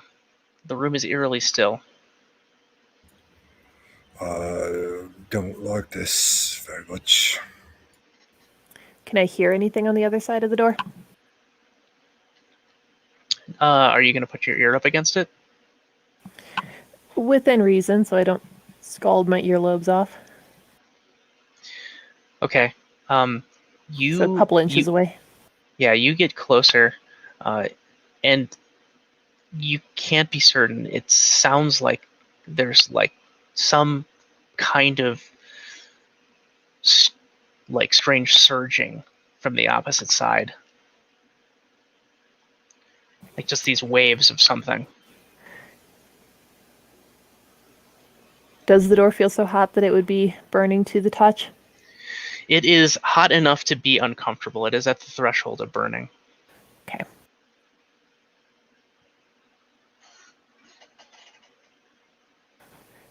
Do I feel any vibrations from this kind of pulsing? There is something arcane here. Was this one locked also, or we're still kind of like figuring out what the story with this door is? If you approach, you do see that there is a keyhole.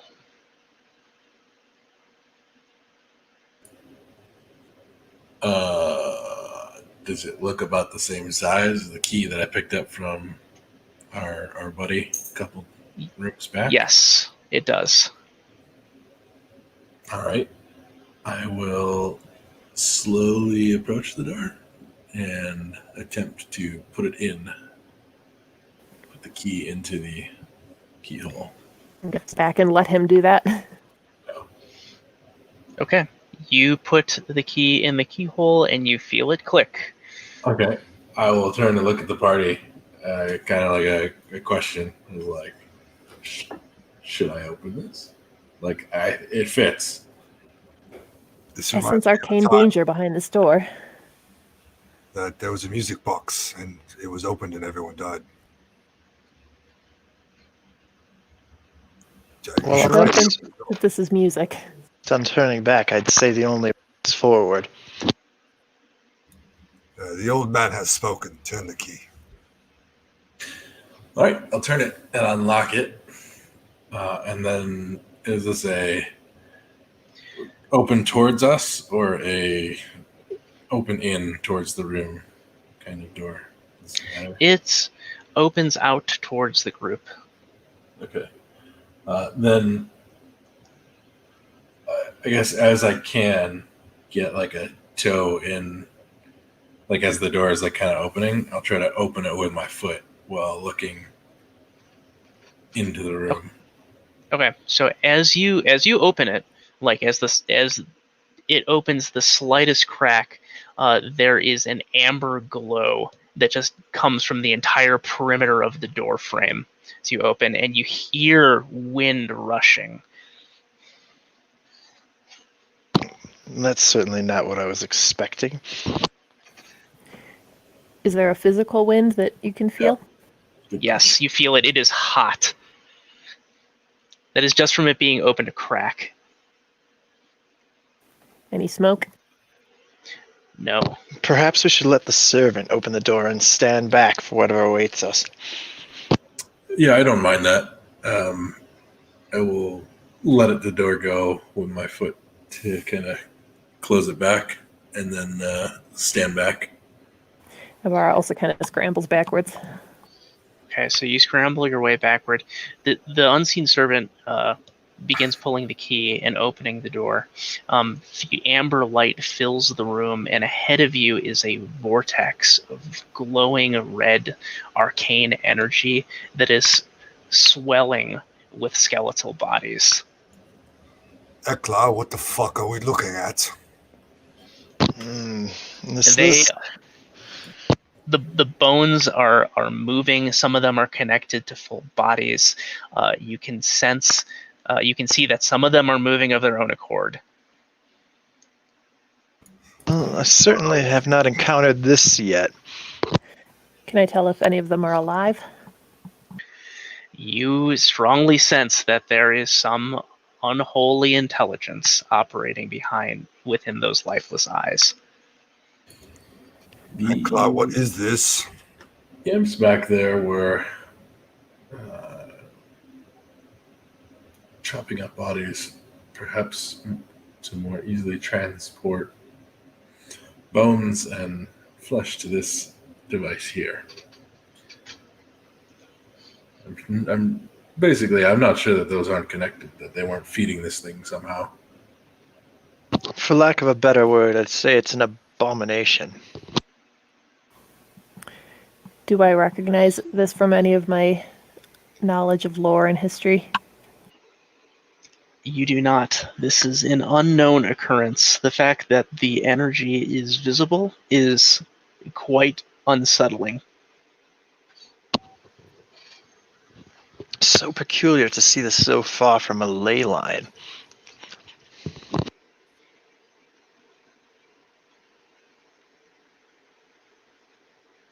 It occurs to you that perhaps this is one that is uncharted.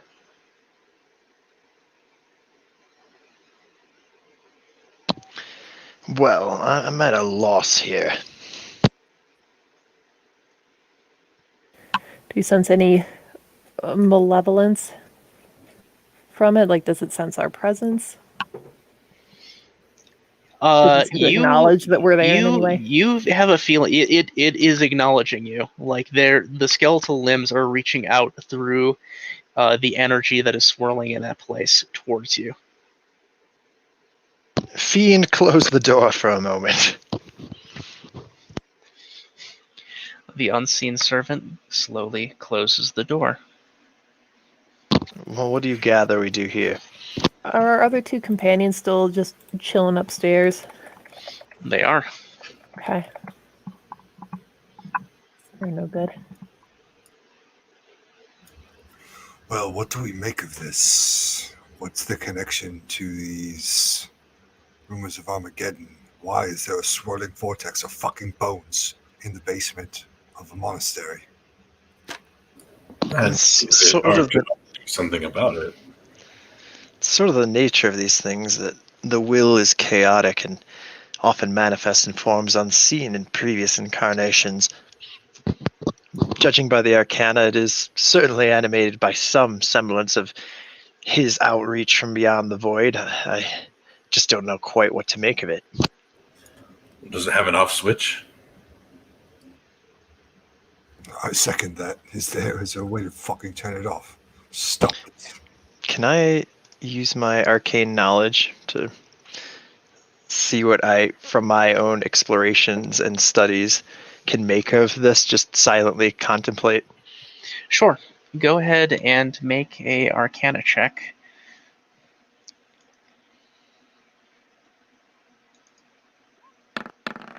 Oops. Excellent.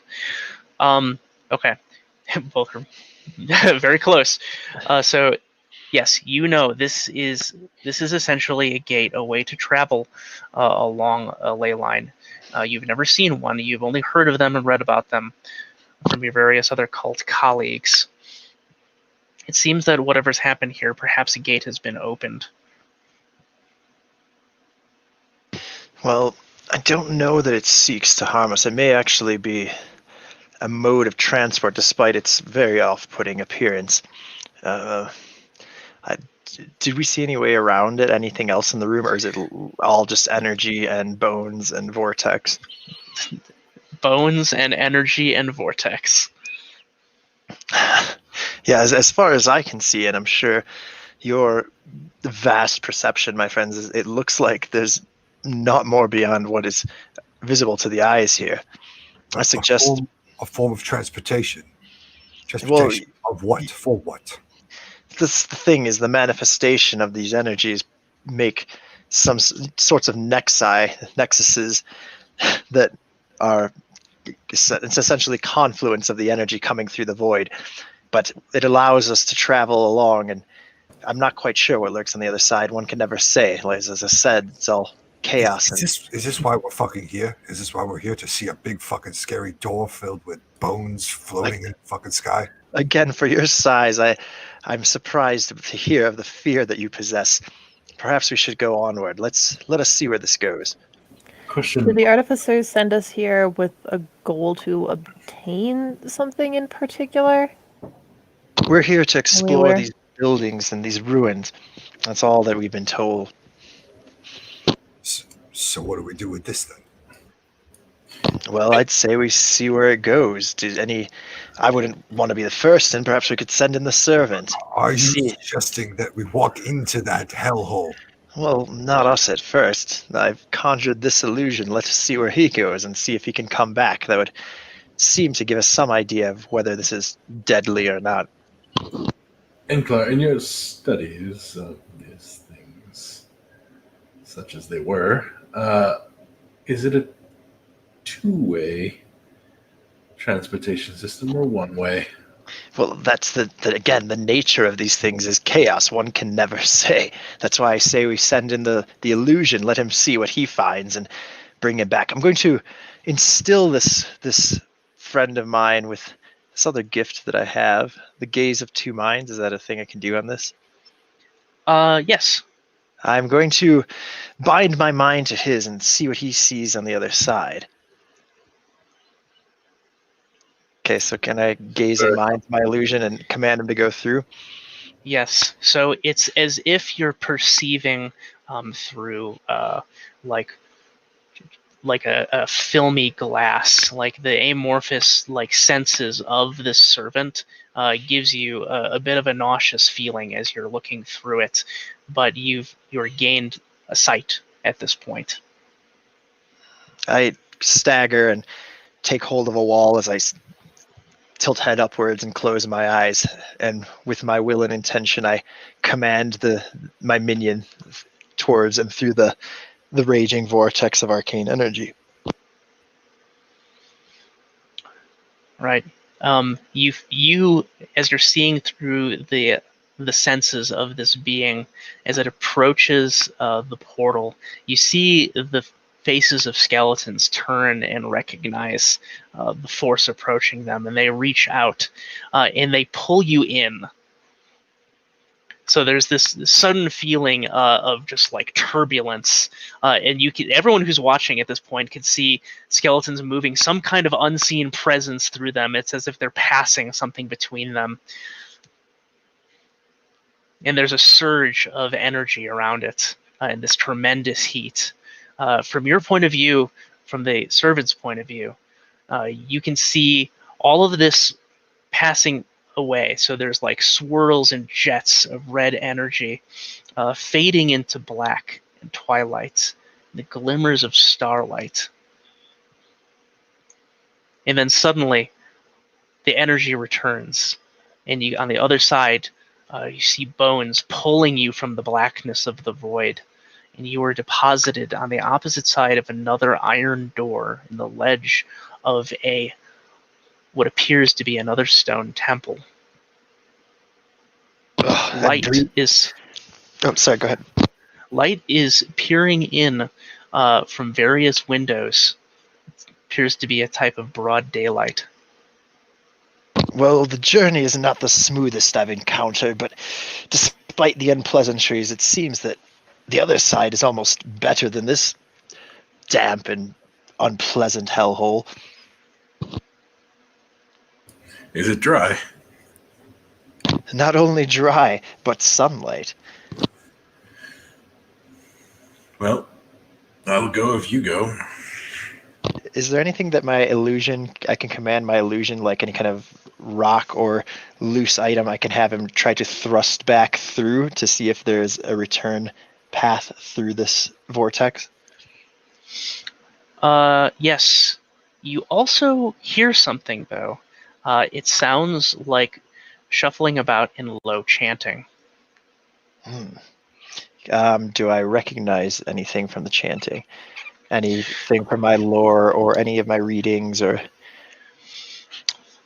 It sounds like a form of necromancy. Great. These types. Working with the dead, it should have made sense, all these mummies and whatnot. There's those that animate those that have fallen on the other side somewhere, some manner of their nefarious magics. If we do pass through it, we should be very cautious. So you have your unseen guide pull up a stone, just a loose stone, and pass it through the portal. You see that the skeletons grip it. Like you're watching from the unseen servant's perspective, it grips the stone and passes it through. But from the opposite side, nothing comes through. That's certainly disheartening. I attempted to have the servant throw something back, but as of right now, this seems like it's a one-way passage. Or many ways, and there's no telling where you come out.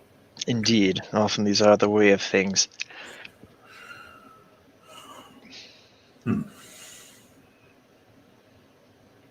Well, are we feeling bold? Are we feeling brave? What else do we have to lose here? This is our mission, is it not? What should we do about fear and salt? Should I go get them real quick?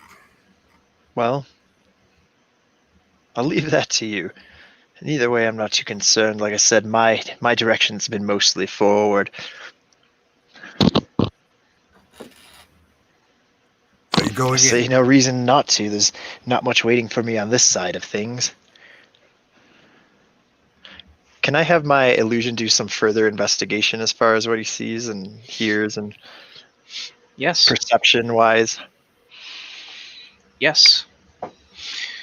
So you're on essentially what is a balcony of like a 2-story chapel. You pass by essentially like you're like walking through dust. Like everything here is dusty and sandy. Like you feel a wind coming in from the outside, a warm wind. And as the unseen force moves about, you can see that there is a deeper nave to this chapel, and you can see what appears to be a yellow-robed figure with. It looks to be like an iron helmet with horns coming off of the back of it, ram horns. It's tattered robes, and you see 3 animated skeletons, bodies, moving towards what appears to be a well.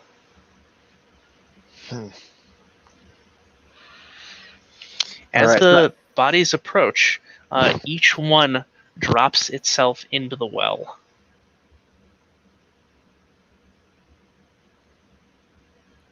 Certainly some peculiar occurrences over here. Worshipper of the dead, another yellow cloak await us on the other side. I'm not sure if he seems to have, judging by the correlation of the garb, it seems that he must have made it through this point. He seems mostly fine besides his odd activities over there.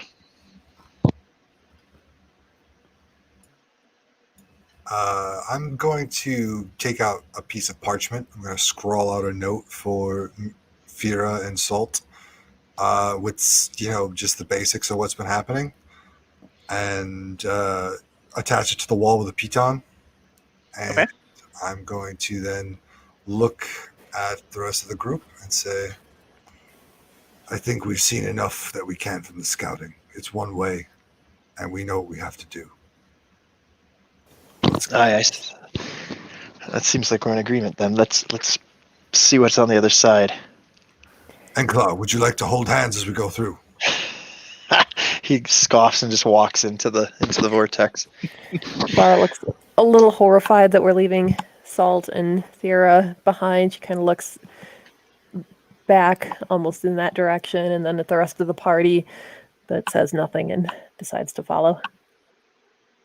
The skeletal limbs reach out, grasping you firmly, pulling you through the arcane energy.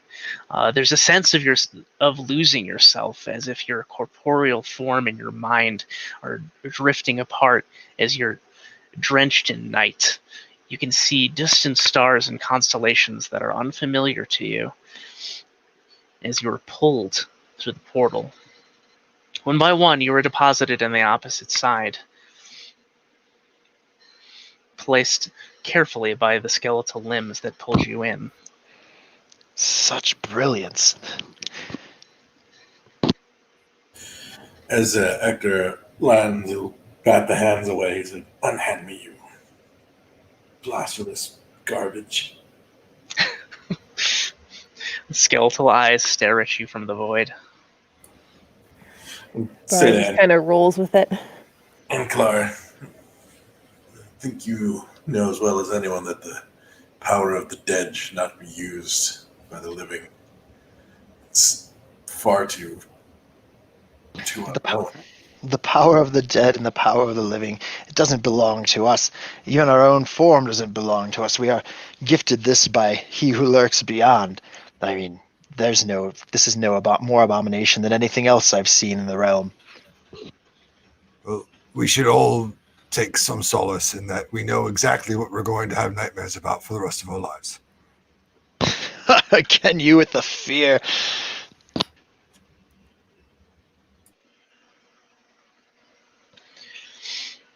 Okay, you're on the opposite side of this now. You are in another land. You have the sense that you have traveled a great distance. Is this the Barrow Hills? Is this my character realized from his travels? Yes, it is the Barrow Hills. Ah, well, by the smell of the air, this is another place I've been on my journeys. Ah, yes, this reminds me of a time that we walked through a portal with skeletons in it. It was a grand adventure, and I expect this will be much the same.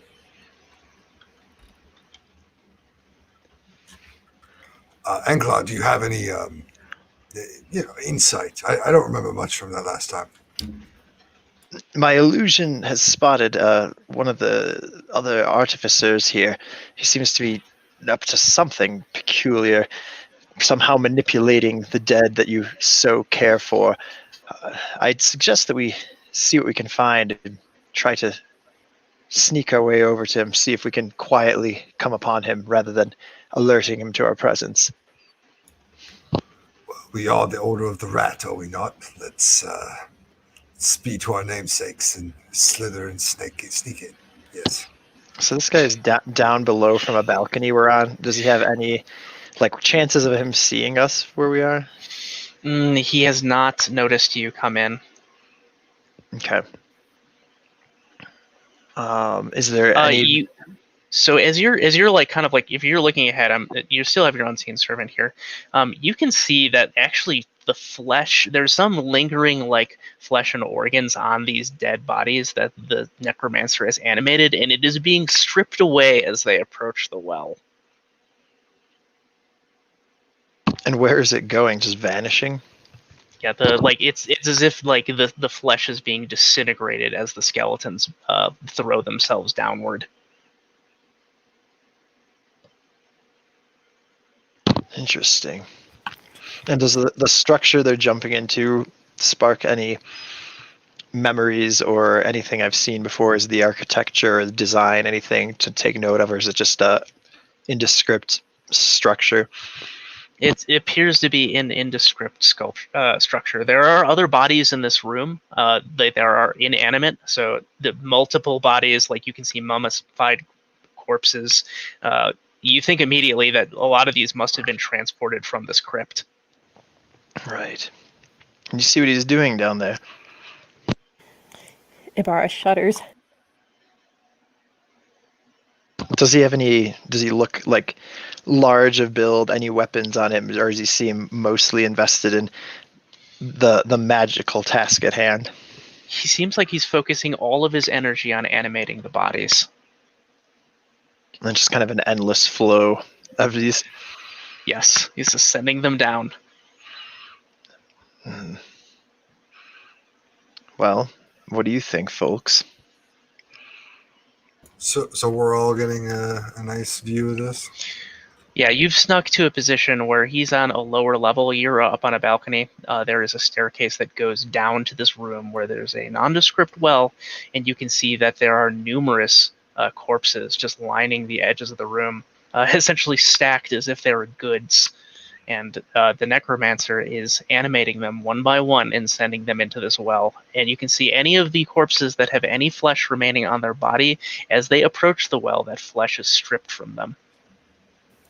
Can I send my unseen servant for a closer look? Is there a way to maneuver that?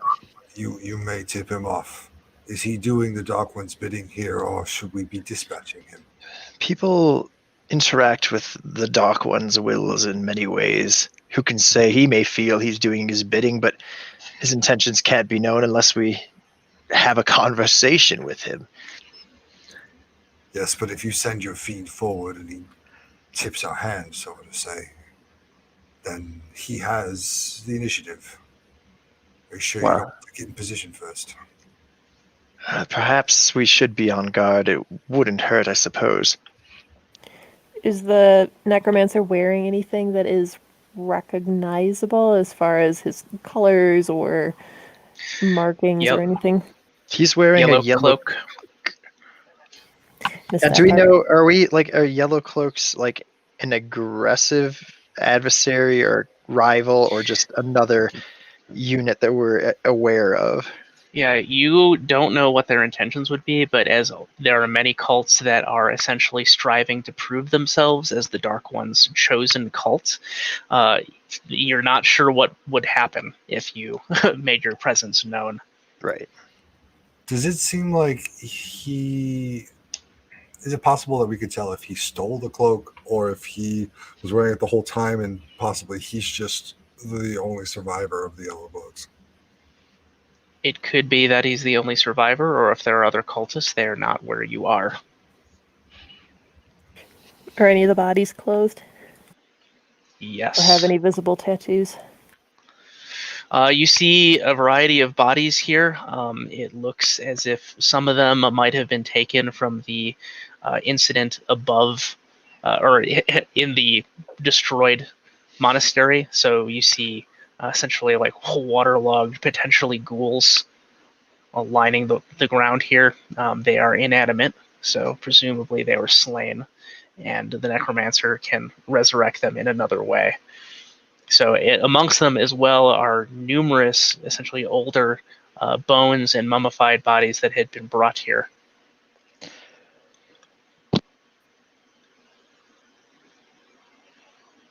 So what I suggest is we get in position, and then maybe Enclar just walks up and talks to him by himself, but we're all in a position to jump in if something goes wrong. Put me at the front. All right, let's... Were you going to send in your unseen servant? That was what we were considering before, but we were planning it to be ready if the servant invoked any sort of wrath or attention from the necromancer. All right. So what do we think here? Do you want to just send the unseen servant in and see what happens? I mean, I'm not particularly stealthy myself. I don't know about you guys.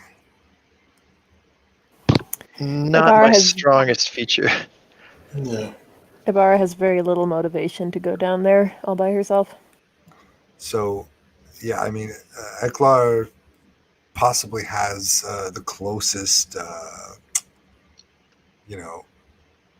matching motivations to a necromancer. Or I could myself go, but I don't feel like Neo is going to be coming back, not shitting his pants.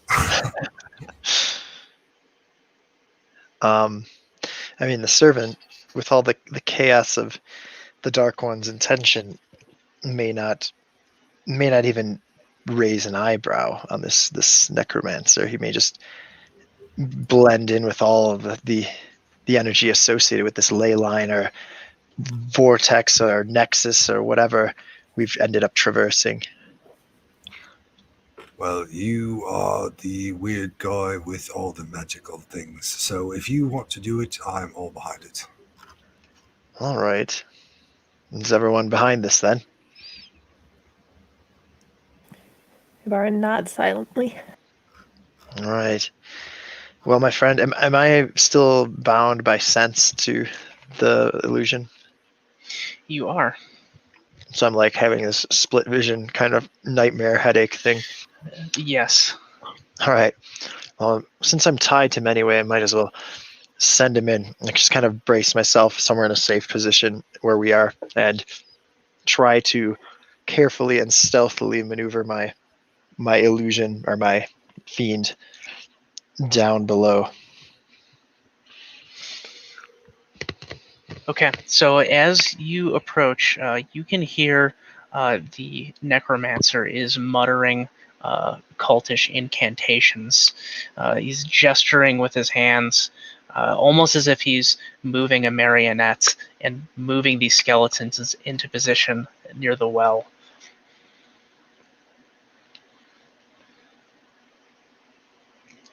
Can I send the fiend near the well without triggering too much attention in some way, being that he's invisible? Yes, it is shapeless and invisible, and generally soundless. The only sound that's coming from around here is the necromancer's chanting, as well as the cracking of old bones and joints moving into position, mummified rags being ripped apart as skeletons march their way to the well, and then the telltale shattering clunk of something hitting the bottom. So what I'm gathering, it's not anything magical. The plummet seems to be pretty mundane. I'm going to try to get my friend here closer so he can see what lies below. Can he peek down within the well? Yes. As you get closer, it's as if your vision is vibrating. There's like some kind of arcane force that's pushing up against you, but it isn't damaging the unseen force. It continues forward. You make its way to the well and look downward, and you see one of the skeletons has just arrived at the edge and plummeted downward. And what you see at the bottom is probably hundreds of skeletons have piled at the base and suspended up the well. And nearly at the crest of the skeletal bone pile, there is a scepter. I kind of gasp for breath, but then Clara. Well, this is promising. So the bones are piling up around the skeleton, or so the scepter about has been suspended halfway up the well, and so it appears that the necromancer is using the dead bodies to form a hill. This is truly, there is a better way than this. I kind of chuckle to myself. Well,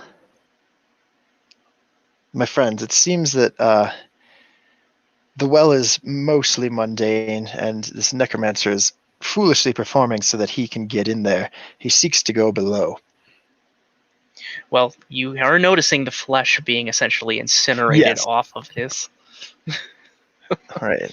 Besides the whole flesh-rending ordeal, shall have the servant try to stop him? Do we want to venture below? What's in there that he wants? All I can see right now is bones.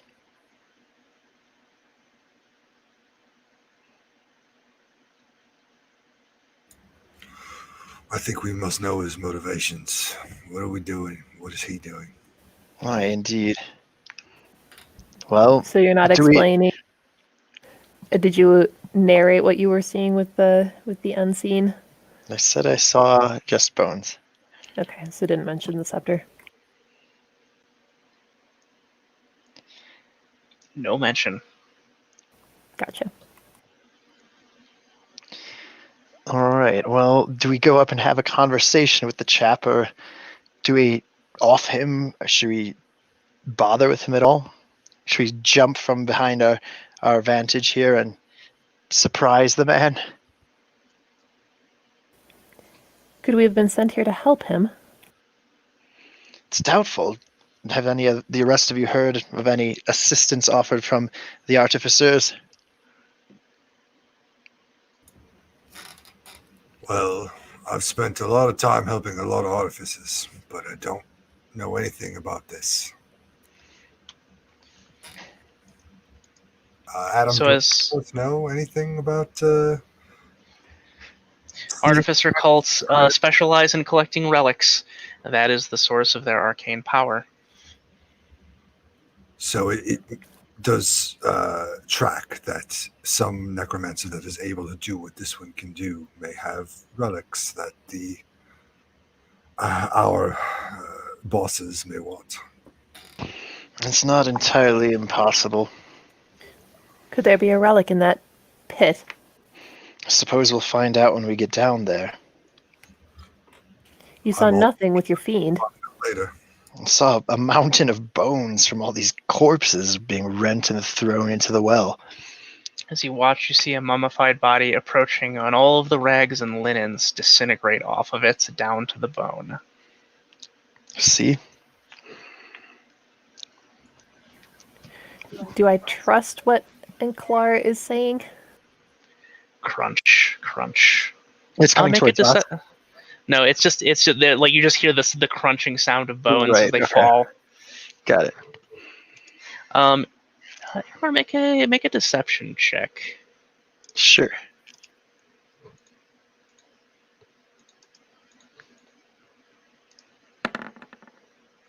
Oops.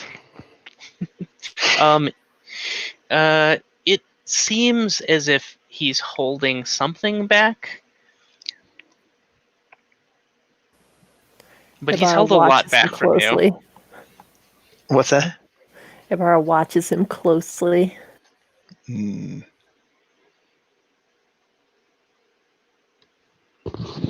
Well, my friends, We should do it before my courage takes a shit.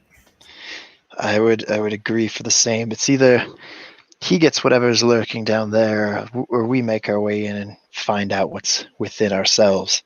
And I'd rather it was us than him. Lead the way, creepo.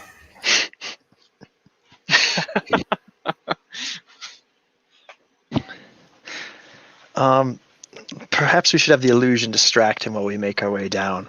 I'll send him in to interrupt his casting. Could you just push him in? I could try. It's very, very weak. Okay. So I'm going to use the illusion to kind of interfere in the trail of the dead lining up to cause not total stop, but to make it feel to the necromancer as if his powers are waning over the dead by making them have to stumble around or past or bump into this form. Okay, you move the force into position. It's now actively getting in the way of the dead that are treading towards this well. So you see skeletons like stop, like there's if the dead could look confused, there's a moment of hesitation as it tries to find a new route towards its destination. You see the necromancer actually take note of this after the first few times. Does he appear distracted? He's very distracted. He's like, what devilry is this? You hear his voice echo across the chamber. Should we get into a position now while he is occupied? Friends? Yeah. Move to ambush him. Yeah. I'll try to take a position that's opposite of Ector. if that's even possible. Is this just like kind of like a downward spiral, or what does that path actually look like? How's the way down? So you're essentially on an upper balcony of a chapel. So if you'd imagine like a two-story church that has a second floor area where perhaps a choir would sit, you're up in that area right now. And there is a staircase, like a very steep staircase that goes down to the first floor where the necromancer is standing. He's in sort of like a deeper nave, so there's still room to get down that staircase to get behind him, but otherwise the first floor is open except for the piles of bodies. I suppose you could use those as cover if you were attempting to be stealthy about it. How far is the drop from the balcony? The drop is just about 15 feet. 15 feet. And where's the necromancer from the balcony? Like, is he directly below it? No, he's deeper in. So you actually have to go down and like essentially through into like this small like nave, like cloister area. Well, so I'm going to take some of my 50-foot hempen rope. I'm going to tie it off on the balcony, and I'm going to attempt to descend quietly down to the floor that the necromancer's on. Okay. You're being stealthy about it, and I assume you're taking your time to make this happen. So go ahead and roll a stealth check with advantage. Okay, so it's a straight roll for me because I typically have disadvantage because of my armor. Excellent. Oh, no. Sad combo. No. The roll of a 1 at a negative 1. At this point, With a -1. you had to save that one for right now, didn't you? Oh, no. Okay. You drop the hempen rope. You begin to slide down, and you realize that your rope is rotted, and it snaps as you attempt to descend, and you crash into the ground.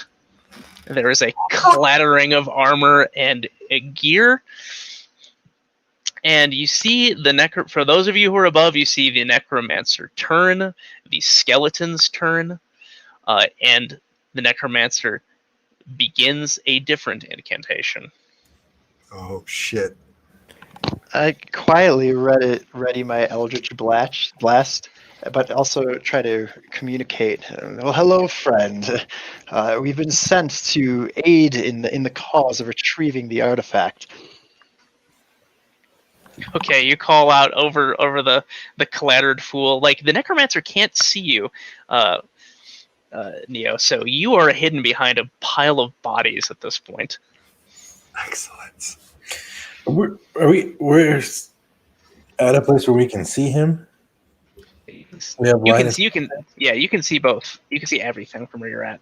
Okay, because we're up. So take 4 damage, Alex. Roger that. As he begins to chant something facing us, let's shoot him.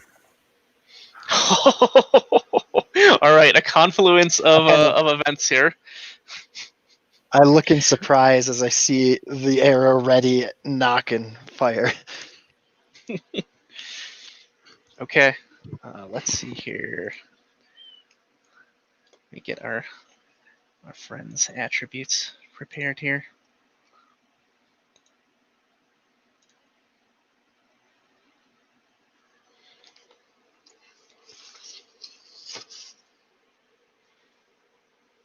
That is a hit.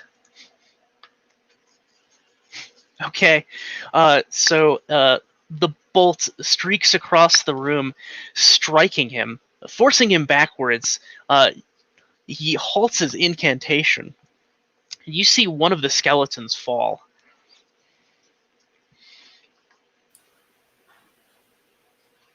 Excellent.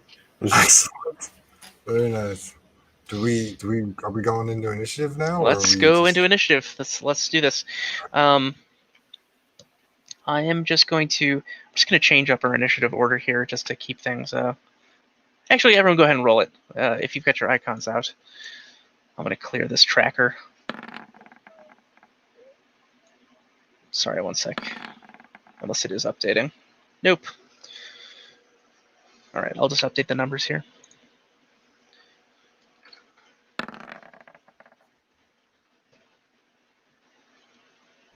some grade A rolling I am doing tonight. Excellent.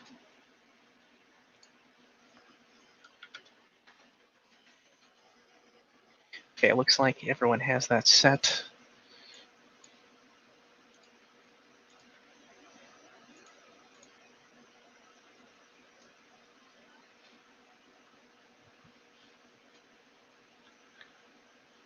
All right.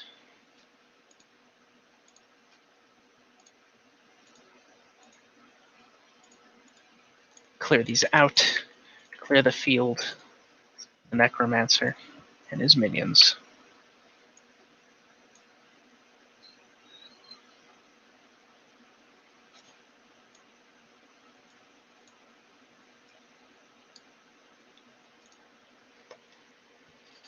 Okay. Ector, since you surprised him with that, I'll let you go again here.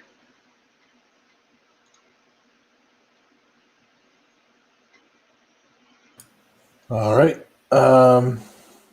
I guess seeing that one of the skeletons fell, I will go ahead and just knock another arrow and shoot again.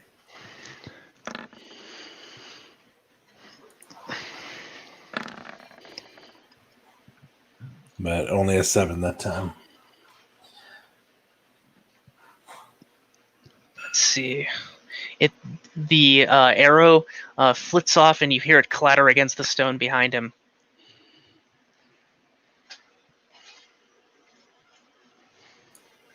Not as effective as I'd hoped.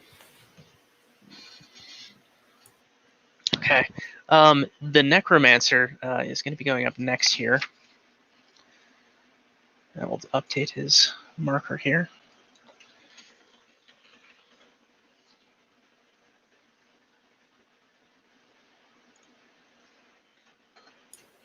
Oh, actually, it's Enkla. So you are up. Sorry.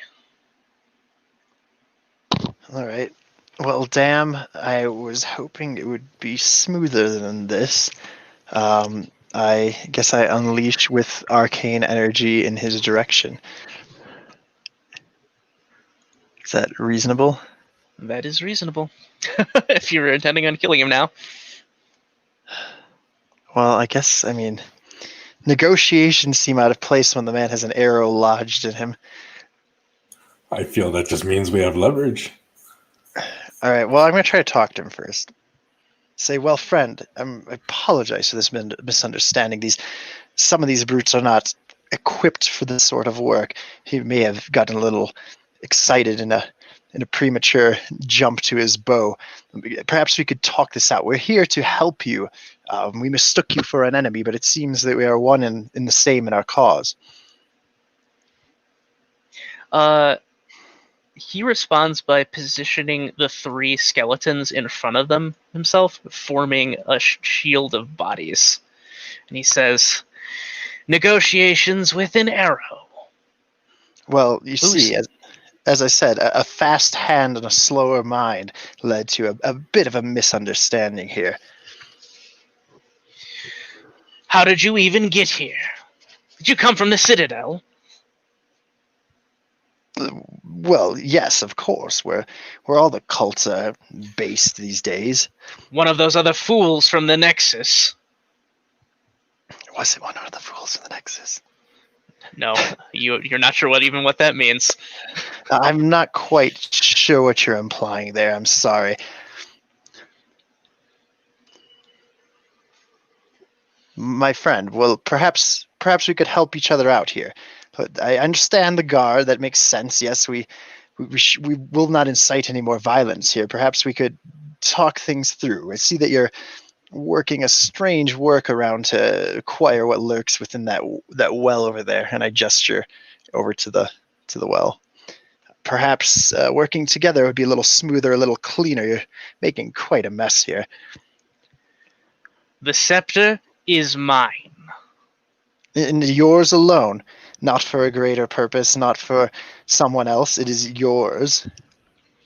It is mine to wield, to bring my cult to power, to serve the Dark One. And I cut him off mid-sentence. I'm like, okay, damn, this is unfortunate. And I'm letting loose with some Arcana while he's talking. Okay. All right. Like, Cool. there really can only be one.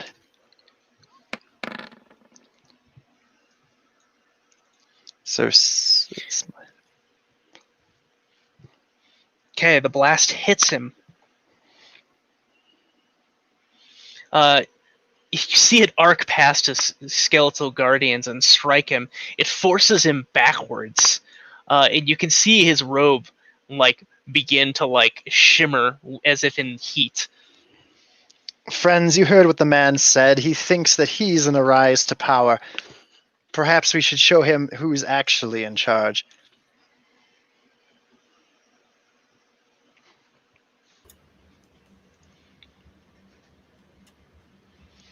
The skeletons begin to advance forward towards the small narrow staircase that leads upward. How far away are all of those enemies right now? The skeletons are about 30 feet from you. They're at the base of the staircase leading up. And the necromancer? The necromancer is about 60 feet away from you. Got it.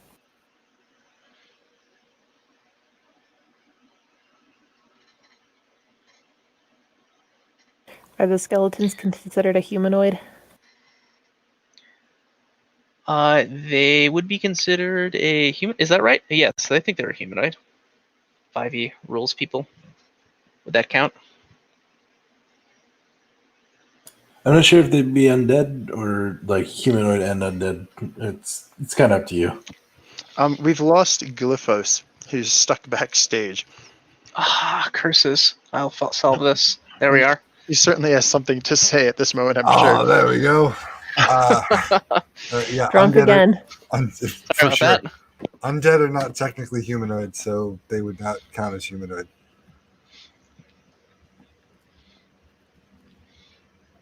All right. Well, Ibarra, you were up. The necromancer did his go. Okay. Yes. Well, then I will. Has my moonbeam recharged? Let's see. You have a certain amount of spell slots that you can use. You might have one left.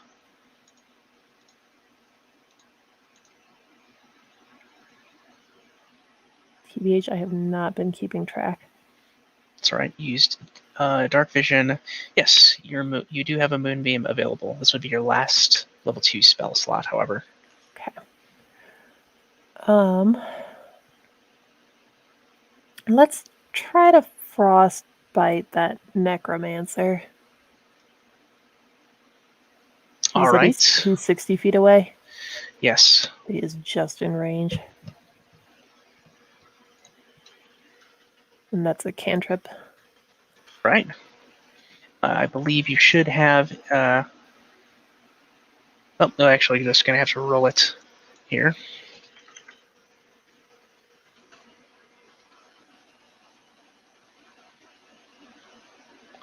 So he has to make a Constitution save. All right, we'll do that.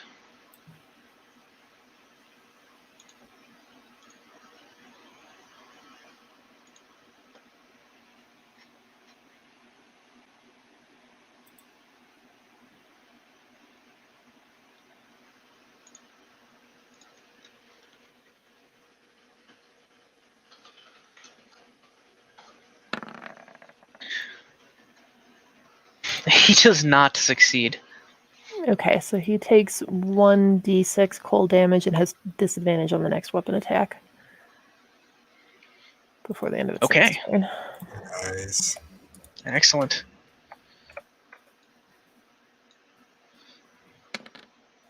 All right.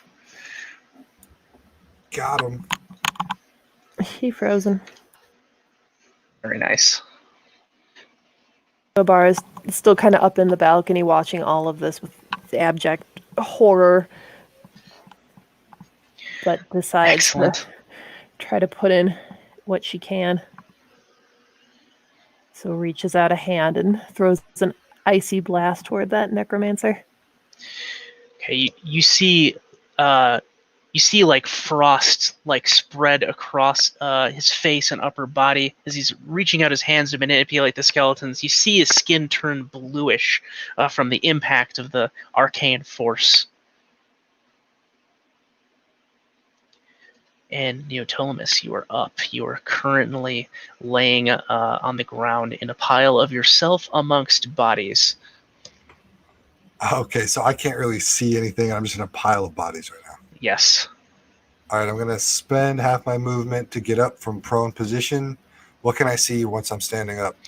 As soon as you're standing, you can see that 30 feet away from you, there are 3 skeletons approaching the staircase to the balcony. Beyond them, you can see the necromancer.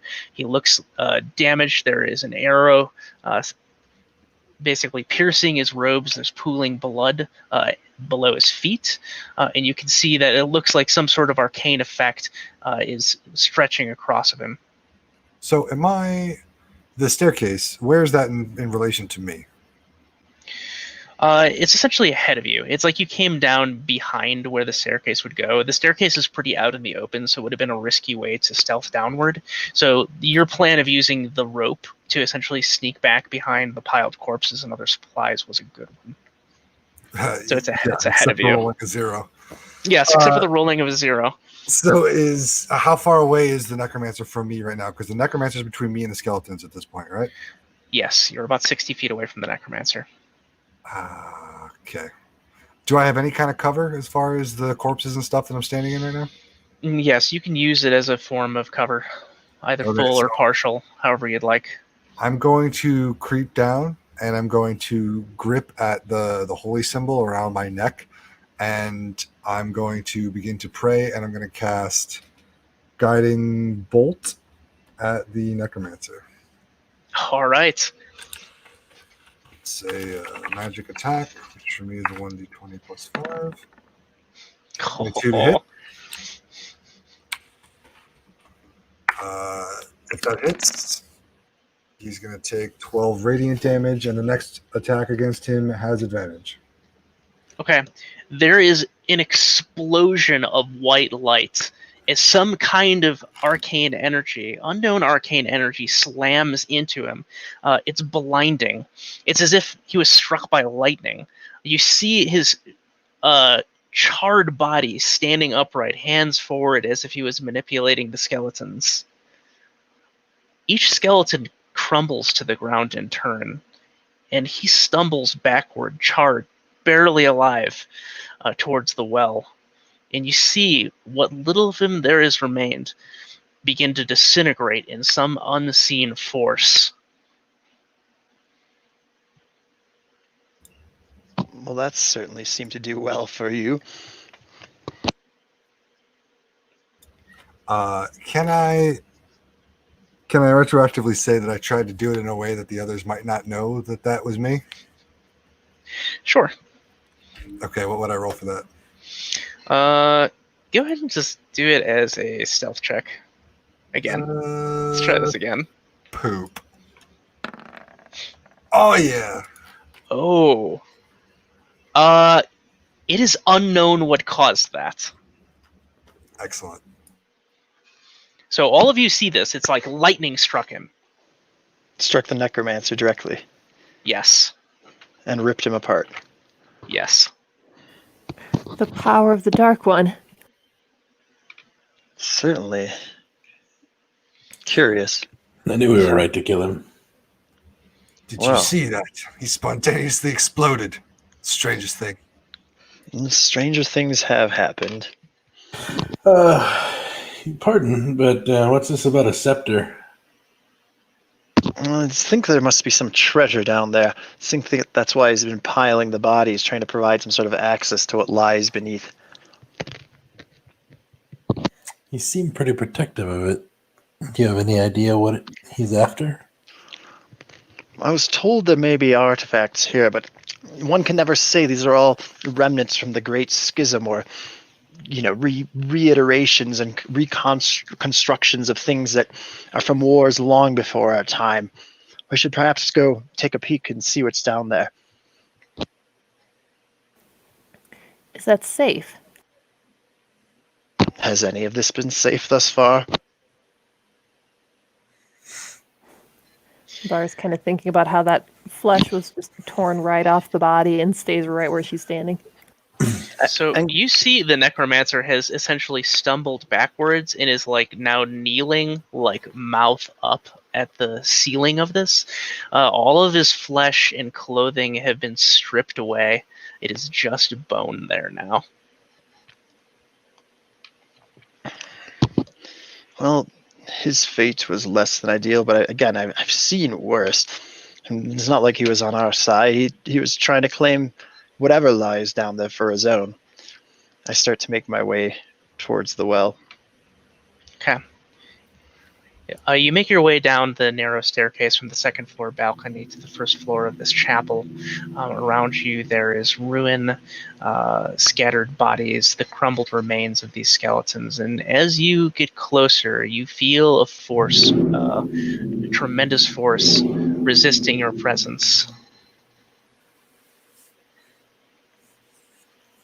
Resisting my presence. Yes. Heat. Coming from the well. Yes. Well, it's certainly warm down there. Friends, would you care to join me? Right behind you, old man. As you take a step forward, the necromancer's skull tilts forward. And you hear a voice, a whispering of many voices. A sacrifice has been made. Flesh has been given of great power. Oh, this is certainly unfortunate. Can I sense arcane? Try to get some semblance of an idea what's going on. Yeah, make an arcana check.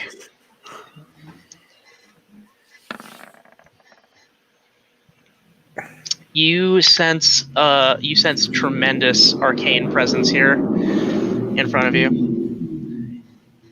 There is a swelling of some kind of presence. You feel an intelligence in the air. Is this a feeling I've felt before in my explorations? Does it seem like it's tied to my research to the Dark One and his ways, or does it seem... You have felt it in specific circumstances. You know that there are beings that exist beyond the veil, and there are ways of making pacts with them. This certainly could be less than ideal. The necromancer may have been least of our worries. I'd suggest we all get ready for something far, far worse. How far are we from the well? Now, are we still coming down the ladder or stairs? You've made it all the way down. You're near the three essentially destroyed skeletons that were animated have now fallen. I kind of have an internal struggle visible on my character, whether to act in self-preservation or to... Oh, I think Alex fell into the backstage again. Oh, got him. I struggle with myself a bit, whether to preserve myself or to move towards the well and seek what lies within it in an effort to gather it in what may seems like something that tugs at me in a way that feels not good. Friends, this may escalate quite against our favor as I kind of hurriedly rush over towards the well. Escalate from rivers of bone and sinew. Oh, all right. Well, what the fuck are we supposed to do?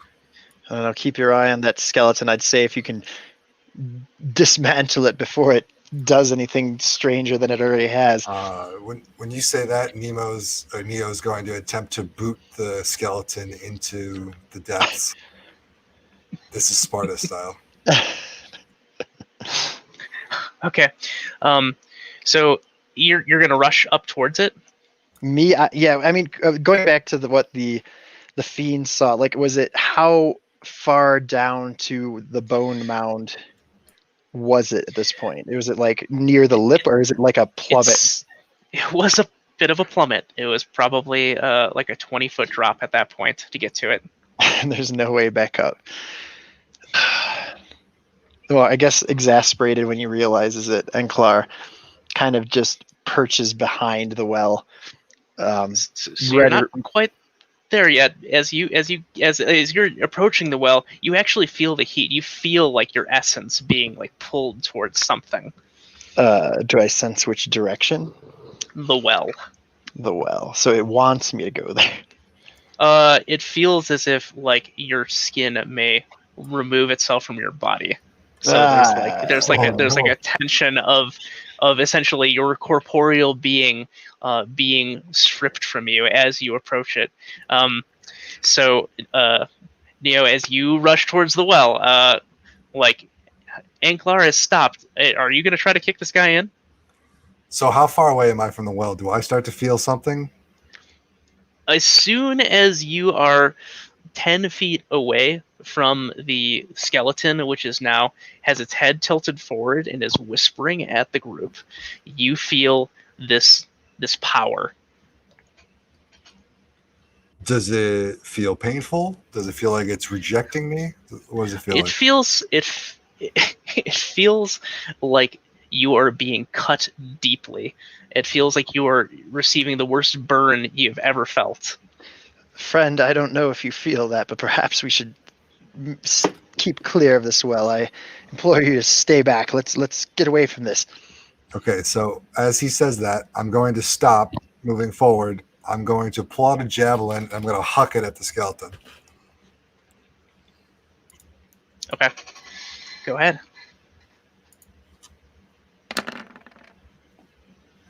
21 to hit. Okay. The javelin hurtles directly at the skeleton of the former necromancer.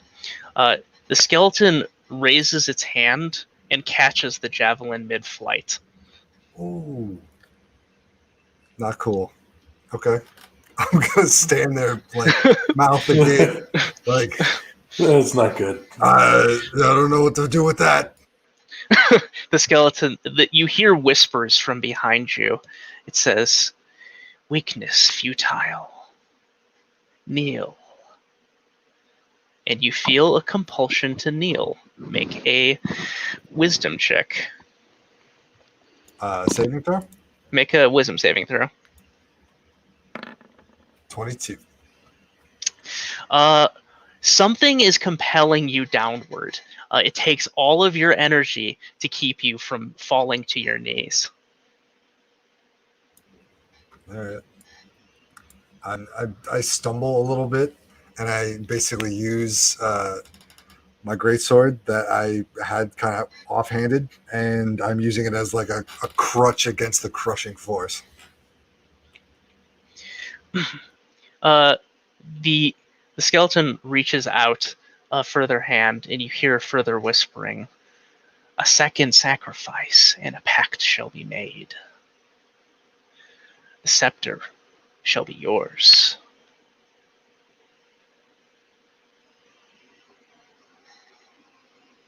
You hear sacrifice, sacrifice. Does everyone hear that? Yes. This is unfortunate. We should have taken those fools that we left behind.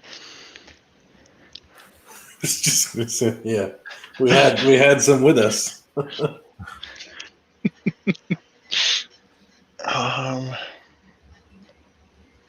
Have I taken any damage yet from my proximity?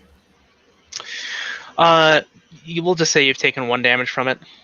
Okay. And me and Enklar are about the same distance away? Yeah, you're 1 step closer. Okay. Can I perform my Pact of the Blade? Can I reach into the void and conjure forth a weapon?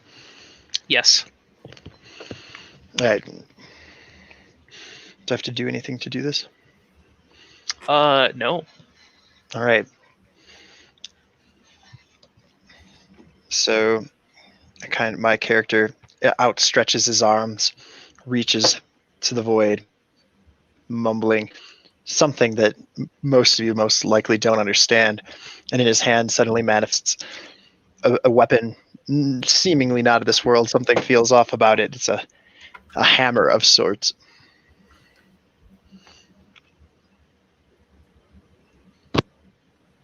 Okay. Does he do anything with it? I suppose. How close are we? I guess I don't have a sense of how close I am currently to the skeleton. You're about 10 feet away, so you're very close. Despite my better instincts, I rushed forward with the hammer, hoping that this magical weapon has some impact on this now evidently magical being. Okay, all right. You rush in. You feel immediately like this searing sensation as arcane energy rips at your body. You move in for this attack. Go ahead and swing at this. Would this be with my? It says I use the weapon with proficiency. Is that? I just mean I am able to handle it regardless of what it is. So, or I got a 2 proficiency bonus, so I would roll just to hit. Yep, make a 2-hit roll with it.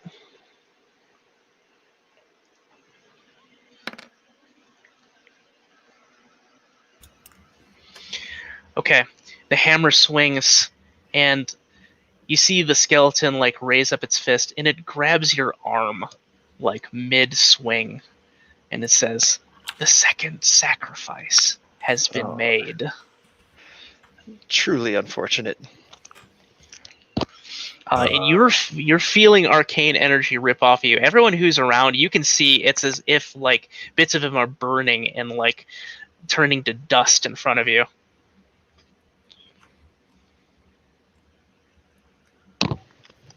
Friends. Okay, I'm going to. I assume the necromancer is no longer a humanoid. Yeah, it is some form No, it is of undead. skeletal fiend at this point. No, it's undead.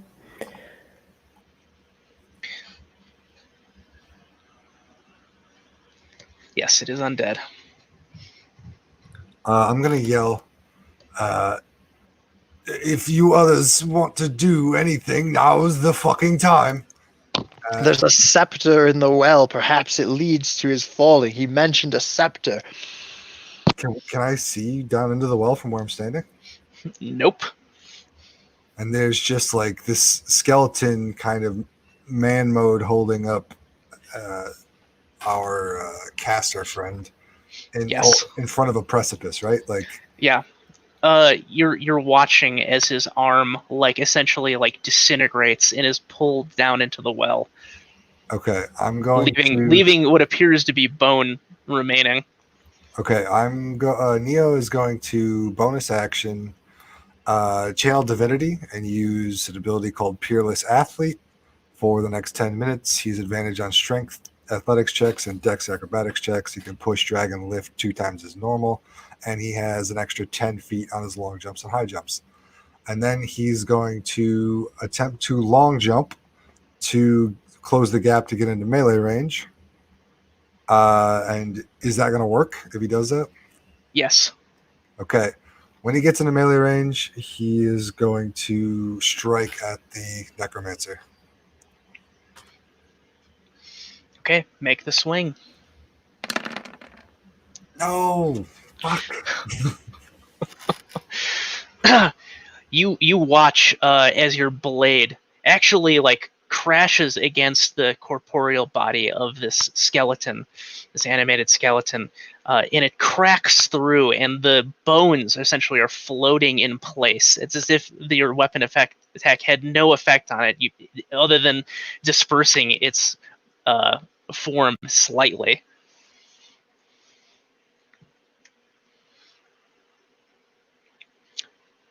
Okay, Petrus, I want you to make a Constitution saving throw. Fantastic.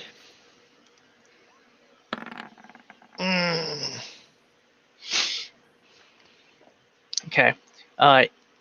You feel more of your body drift away, and you begin to see night and stars. This is a return to the space beyond spaces. Friends, I implore you.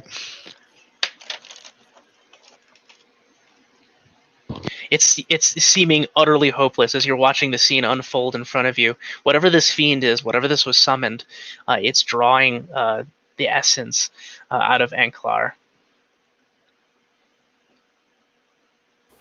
Do I have any previous knowledge of this scepter that Anklar saw?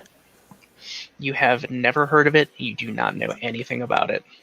Sorry, are we in initiative order right now, or are we just kind of like acting as we can? We're acting as we can. So whatever you want to do right now. All right. I guess I'll cast my moon beam. It's a risk because it'll hit Anklar as well. Anklar, how bad do you want to be alive? Life is but a construct, passing in its nature. Can I reach the necromancer? I guess where I was at. Yes. I don't know that attacking this beast is the right way to do this, my friends. I say in anguish. He's still 60 feet away from me. Yes, you're still up on the balcony. I'm going to start to creep down that balcony. Okay, you're making your way down the staircase, inching up. All right. Well, I'm going to run up to the necromancer who's holding Enklar, and I'm going to take a short sword attack and then bonus action shield shove him. Sever his arm. Go for it. And then the bonus action would be an opposed strength check, I suppose. Okay. So I am trying to take that bonus action to shove him 5 feet back. Okay. Excellent. Oh.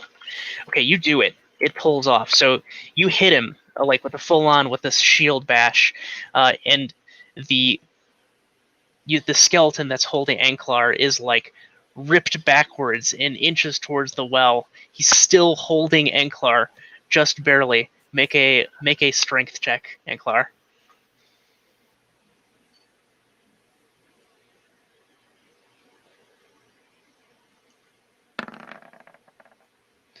Oh no! Things go black as the skeleton plummets into the well. Oh, Girl, bye. still holding Anklar? Yes. So Anklar, you have the Trying to grab him or feeling anything? of burning. No, so the feeling he just goes straight down, and the feeling of burning passes, and an emptiness fills you, a serenity. Something reaches out from the darkness towards you. Something in the void.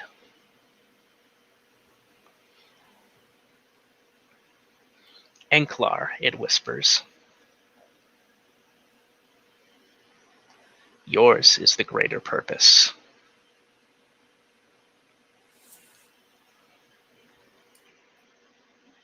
Okay, what's everyone doing at the top?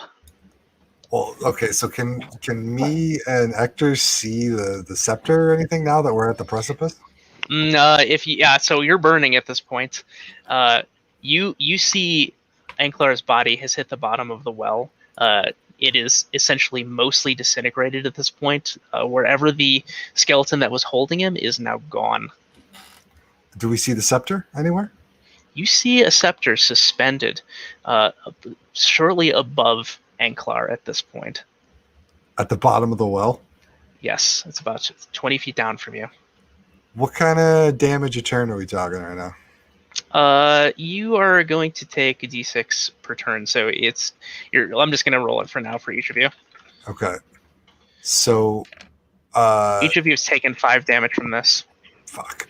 Okay. So I am going to cast.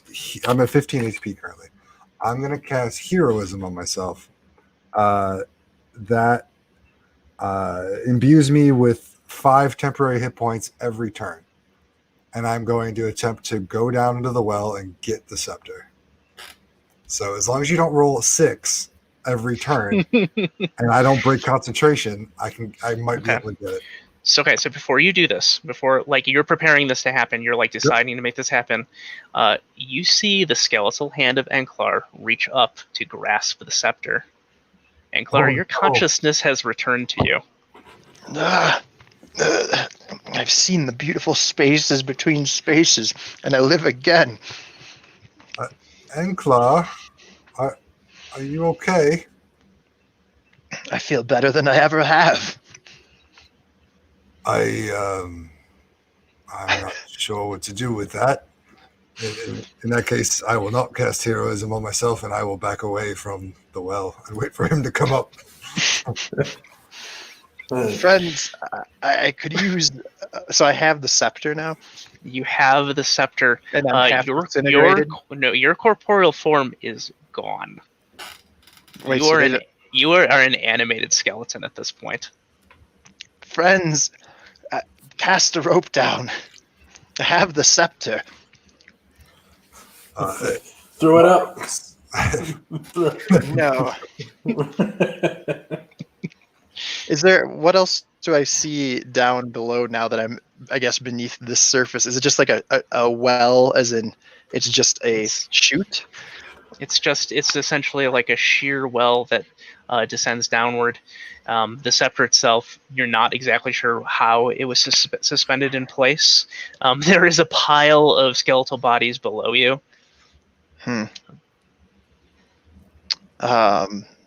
All right, so there's nothing to be gained from being down here or any other where to explore. No. Friends, I have it. Bring me up. It would seem the Dark One smiles upon us. His voice is like it's whispering from the distance. It's rasping and crackling with a strange energy. I don't necessarily enjoy this bit. My rope is disintegrated. If anyone else has a rope to help the men. Yes, there are supplies here. There's various like ropes and linens. You know that they can't survive long in the well, so you're going to have to be quick about it. Okay, we'll try to grab one, and either have a rope or fashion something so that we can like toss it down and help him out. You also have the sense if you get a little bit higher, you might be able to climb yourself. Oh, I can? Yeah, as long as you're given some assist, you should be able to get to an area of the well that is narrower that you can crawl your way out of. Mm-hmm. It only needs to be a little bit. The rope doesn't need to last long. Yeah, and we'll try to throw something down to help him out from the supplies nearby. Okay, so you gather as many ropes as you possibly can. As you enter like the area of like arcane disintegration, the rope itself like begins to fall apart. You toss it down the well, Enklar. It is within your reach to grasp. All right, I grasp it and try to use it. Quick pull! I don't have long. Quick pull! Yeah, we're helping you out. Yeah. Yep. So they wrench you upward, and you reach a portion of the well where you can start like dragging yourself upward. So you feel it is a strange sensation. It's having your feelings and sensations are distant from you, but you still have full control of your surroundings. So when you touch the stone wall, you don't feel the coldness or heat of it. You just feel its presence, and you begin to pull yourself upward. And those of you who are at the surface, at the top in the chapel, Enklar pulls his body, his skeletal form, out of the well. He is grasping an iron scepter inlaid with brass. So the tip of it there is a fist that is closed. Friends, I have returned. What is the scepter you hold? I am not quite sure. It is an artifact. It was indeed what they were hiding here. It seems an artifact of he who lurks beyond and he who shall return with the fires of Armageddon. You're aware that you're a fucking skeleton, right? I look down. The body didn't suit me anyway. I'm free of what bound me. Yeah, You did say it was a construct. What should we do now? I guess take the scepter back to the cults? Or what? Can I study the scepter closer now that I finally found what we were looking for? Like to Yes. see like its further intent and purpose beyond just being an iron scepter with the fist? Make an Arcana check. Sure.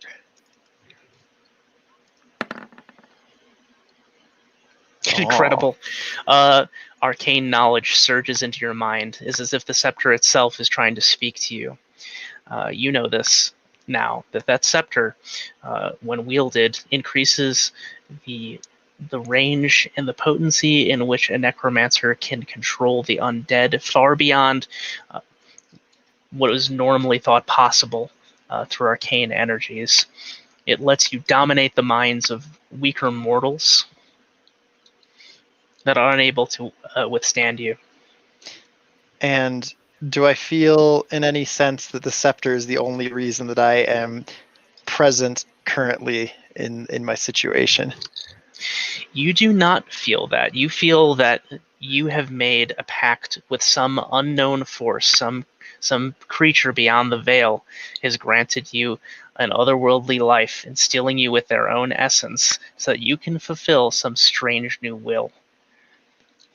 Well, my friends, and sorry, this is the when we were sent by the artificers, I know I have insight. Were they were aware of what we were after? They were aware, yes. Like in its entirety of like what this is and what it does. Certainly. Well, my friends, it seems that I have returned by the will of something that lurks beyond, something perhaps of the Dark One's intentions, and this item here, it's beyond a power that should be shared with anyone that we trust less than ourselves. It's quite an important thing that may swing the fate of things here in the realm. Armageddon is upon us. You are more powerful, I would say. Is there anything you're going to do now? I mean, do we return this? Do we keep it to ourselves? I'm asking, as a company that has gone through this together, I seek not to betray you nor power of my own. My is a journey of discovery to try to piece together the great falling and to see what the intentions of what is to come and how they will shape the future of things here. Well, do you think that this artifact will help you do that or not? It will help me do a great many a thing if I'm to keep it. Perhaps we should head back and meet with the rest of the company. Perhaps. From my point of view, you've paid a great price to obtain it. You should at least test it out. This exchange, I can imagine being extraordinary. They're looking at the animated bones of their friend, just kind of like trying to act like nothing is actually wrong. And he's trying to convey that he's been to the other side and back and beyond. They're like, friend. He's like really trying hard not to stare. It is genuinely disturbing. We should get this man some clothes. Yes, that would do fine. That would do quite well. Perhaps my appearance would be less than appealing to most. For the mission, were we sent to return this then? So we're sent to come back. Yes. And the two are direct company men, like they're more in league with the cult than we are as mercenaries? There are other mercenaries. They're just sellswords. They're just other sellswords. Okay. Well, my friends, what would you say? I have no problem holding on to this item here. It is one of the more fine items I found in my forays into the realm, searching for more answers. Do we tell the others? Do we head back? I think we should regroup with the others and make a decision there. I agree. Very well then. All right. So, Anklar leading the way back up the staircase. Imbara, this new undead version of your former companion passes by you towards the gate.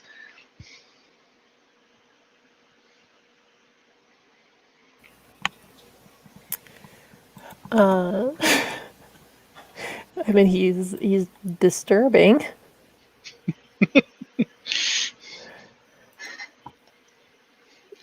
All right. Can I detect anything about him? I still don't quite trust him.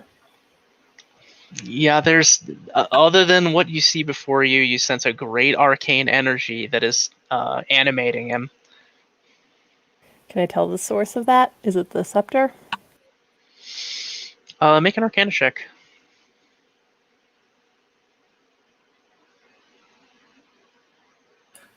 Dispel him and take the scepter. No. Adam, as we're going along, I'm going to lay on hands myself for 10 HP. Okay, you got it. If you just said something, Adam, I missed it. I was saying, yeah, make an Arcana check if you haven't already. Oh, you did. You got. Oh, No, I did not, because I did not hear you say that. You're cutting in and out for me sometimes. Let me go back.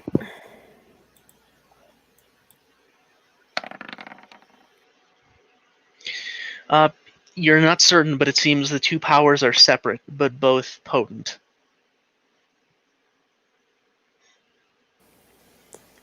Aha. Is there anything in my background, my historical knowledge about reanimated skeletons? What you know is typically they are controlled or animated by necromancers, essentially puppets. The fact that a skeleton has retained a mortal intelligence, perhaps attaining a form of immortality, is unheard of to you, other than in legend. All right, then. So you approach the gate. Is everyone going through? I'm going to go through first if I can. Okay. You step towards the gate.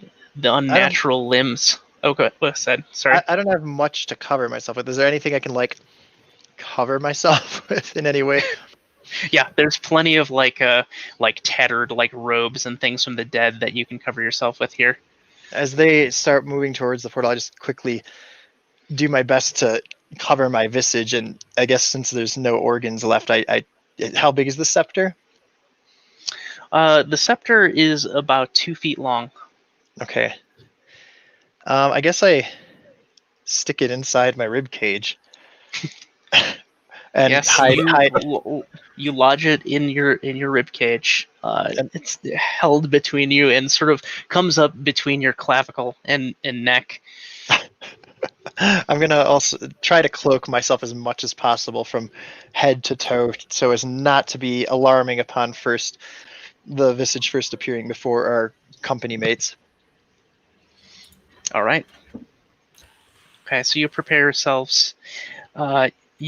You cover yourself to the best of your ability. Now you're just like an incredibly gaunt cultist. Great. Fantastic. So I will try to follow close so that not to stand out from the rest of the group, try to keep myself, within the rank. Okay. All right. So you begin going through the portal one by one. Neo, you've gone through first. Yeah, remember, we As don't know where this goes, but Right. let's fucking do it. So Neo, everything descends to glass and night, and mysterious constellations swirl in the distance until you are swept forward into a familiar wet room full of bodies. Fira and Salt are there. They're waiting. They look at you expectantly, and the rest of you are essentially traveling to do this now. Okay, as I come through, I make eye contact with both of them, and I give them a hand signal, and I draw my greatsword, and I turn and wait for the others to come through the portal.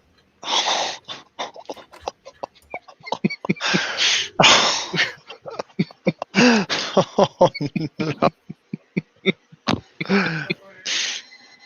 In what Okay. order are we coming through this portal? Let's see. Who would have gone next? I was in the back. You're in the very back, so it's Imbara and Ector. Not really in Ibarra's nature to take charge. Sure, I'll go next. Okay. So Ector, you feel the world slip away and then return to you. Skeletal arms lead you through to the other side, where you are looking at a room, and Salt and Fira and Neo have their weapons drawn. All right. Such betrayal. As you come through the portal, you notice that Neo has a different kind of ways holding himself, and he begins to talk. Well, Ector, I am sorry, but you're going to have to make a choice right now. You can either be with the side of righteousness and help the Inquisition take out this blasphemy, or you can die alongside him. And Imbara, you come through the portal. Did I hear that dialogue as well? The very end of it. What was the end of it? The tail end. It was the essentially the ultimatum about. Okay. So Ibarra hears the word Inquisition and she sees red. Can I take an action? Yeah, so as soon as Ector comes in here, we're all going to roll initiative. Oh dear. Okay. What about myself? Yeah, you. Sorry. And and Clara, you do come through as well. So like you come through, and there's a standoff happening, and action is about to be taken. You didn't hear any of that conversation. Just out of curiosity, to establish like a spatial relation, like coming out. So the portal face that we came out of, is it a wide thing? Is it like a doorway? Does it? It's like a doorway. So like how wide across? Like are we like popping back like front to back into each other as we come out the other side? Or are we like spaced out in a room? I'm just trying to get. You're spaced out about like 3 or 4 feet from each other. Like the portal is large, but it is not enormous. So you're being like basically set down by skeletal arms, kind of like ease you into the new room. Sure. Okay. So we're not just kind of like thump into. No. Okay. No. The portal is quite gentle. Great. All right. So initiative. Yes.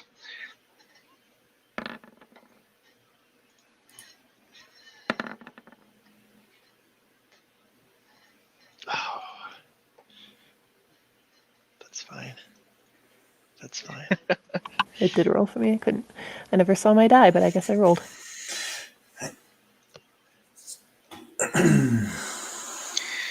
All right. If you can update your numbers on the initiative chart over there, that would be perfect. I've been rolling the same number consistently.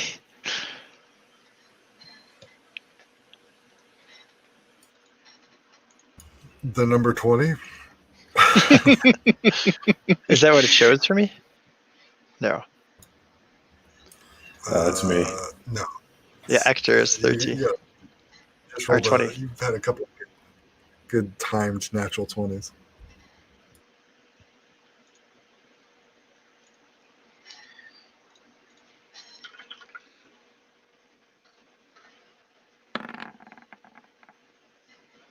This is for salt.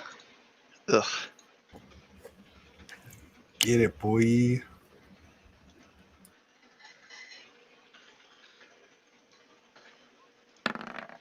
That's for Fira. Ugh. Foul. Yay. Foul, foul, foul. The NPCs are gonna cave like paper bags.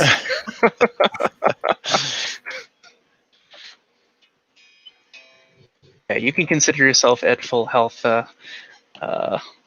Anklar, in your new form. Great. If you've taken any damage, I don't know. I think no. Yeah, you I took don't. a bunch of burning damage yeah, before, but I don't know if we no. documented it. Didn't he Yeah, also get the fireball? The cat comes out of his massive chest that has a scepter in it. Yes, you do have that scepter. Mm. Alright, so I'm just going to kind of arrange you. Can I re-roll since I never got to see my die? It was logged as a 9. Yeah, you got it. But I don't want it. That's sometimes how these things go. Alright, let me get these things aligned on the chart.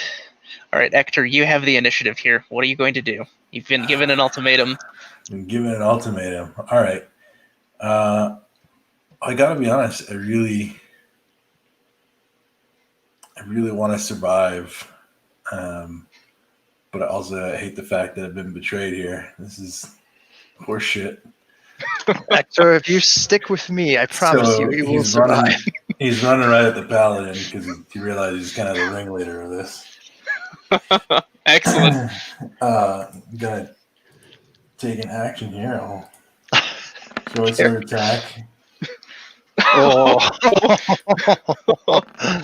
And then a strength save there to knock you prone. Oh, Okay. Is it an athletics check? I just did strength to D20. Oh, is it athletics, Adam, or what? I think I'm not sure how that specific ability works. I would say probably athletics, right? Or Well, not sure. Okay, so are you doing a maneuver that I got to save against, James, or is it like an opposed athletic? I think here. I have it. Well, it's the shove action, so we gotta look that up. But whatever the shove is, I think it might just be opposed strength. But let me double check here.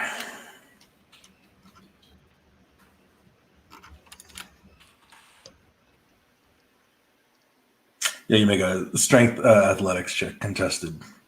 Okay, so important question. Has it been less than 10 minutes since the transformation? Yes.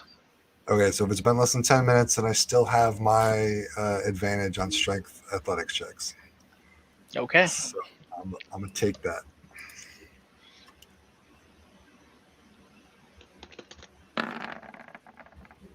$23. Oh.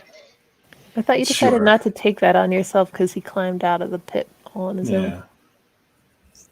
No, what I'm talking about is the ability I used to jump before I tried to kick him in. I have an ability called Peerless Athlete. Advantage on athletics checks and dex acrobatics. Well, so Adam, you can say I just take the 16 because that would be like that's fine. It doesn't matter. That's 16, 15, right? So yeah. So either way. Yeah, I'm going to say that you don't get knocked prone in this instance, but you're still going to take the damage from that slashing, of course. Yeah, for sure. What's the damage? 6. all right, and then I will go ahead and take an action surge And fucking slice you again. Oh, Really? That hits. Lovely. That hurts. That hurts bad.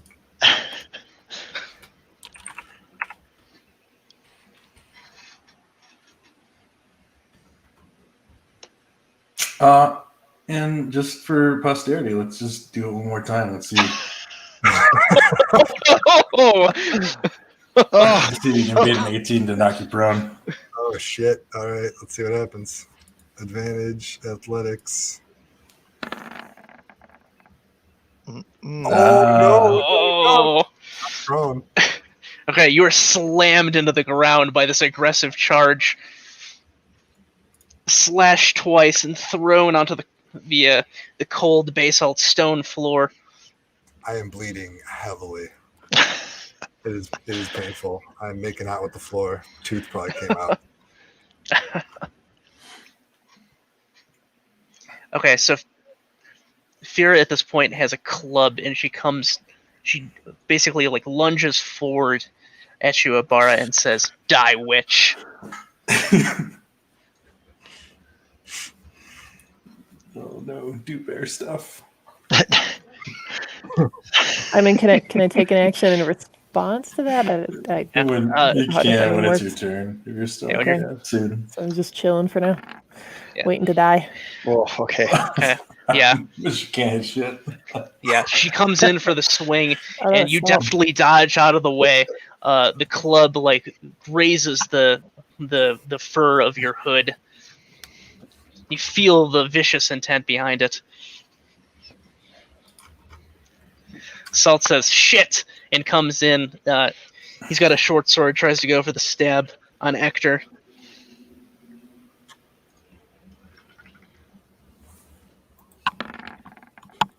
Oh no. Ooh. I think that's probably going to be a hit. Mm-hmm. It does. Right. All right, roll this. Oh, I guess I could have rolled it all in one go. I have a short sword thing for him. Here's the damage, though, I think. Really? Wait, that didn't come through. Sorry. Oh, it's just the attack. Okay, those are the attack rolls. I was like, that. Yeah, I didn't know what the macro was going to do. Let's do this. Got it. He's on my side. He's rolling d20s for damage. I was gonna say that's some short sword. Oh, he does 8. Yeah. Still good. All right, so you feel the blade plunge against your side as he goes in to help his friend. Okay, Anklar, what do you do? All right. So activation of the staff. Do I have any insight into how to activate any use of the staff? Thinking of all the undead that lurk right behind these fools. Yes, you can cast Animate Dead here with the staff. All right. Doesn't it also like dominate weak-minded people? It also does that. Do Salt and Fira feel like weak-minded people? Yeah, to you, yes. I've seen things. I've traveled beyond the breach. To you, yes. All right. Well, I guess I look at and what are the sorry again? Describe the roles So of either. the power that you would do here. So you have two options here. You have Animate Dead, and then you also have another spell called Dominate Person. I'm gonna dominate. I mean, in Fear and Salt, describe them once more, just so I can distinguish them in my mind. Sorry. Okay, so Fira, she's a foot soldier. Seemed like a common sellsword. She was carrying a heavy crossbow and a club, kettle helmet, just sort of like a basic soldier type. Hasn't really been responsive to much of the conversation that's happened, other than mostly ignoring the advances of Neo. As far as Salt goes, he just seems like a weird, like, cold killer type. When he was on death's door, when he was saved from that earlier on, he did get a sense that he wasn't quite all there. Okay, so I'm gonna. mutter something about servants of the brothers that betrayed the one who fell from the skies. I knew you would betray us, and just go for Salt with Dominate Mind. All right. Okay, so you go to do this. You grasp the scepter. Mm-hmm. I pull it out of my And- rib cage.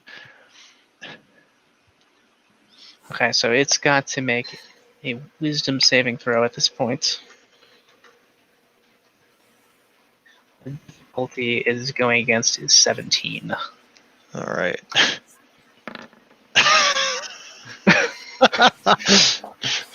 Salt stops in his tracks. I should have let you die. Now, do I have command? How does this work?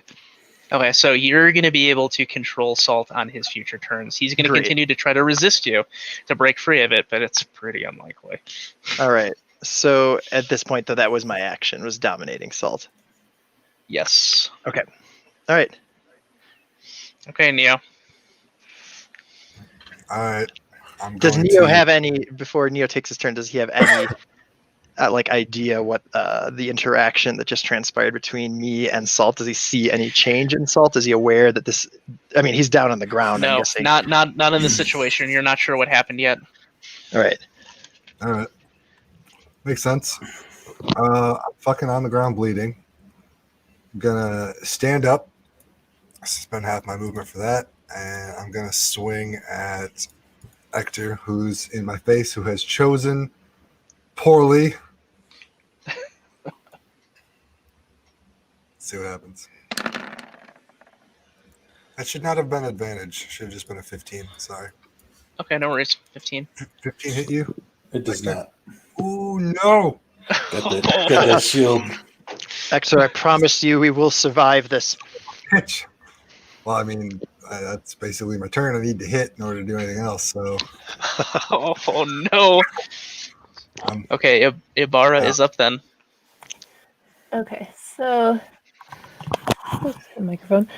So Ibarra, at the sound of the word inquisitor, like I said, just sees red. So she is going to just throw flames at the closest target, which happens to be Thera.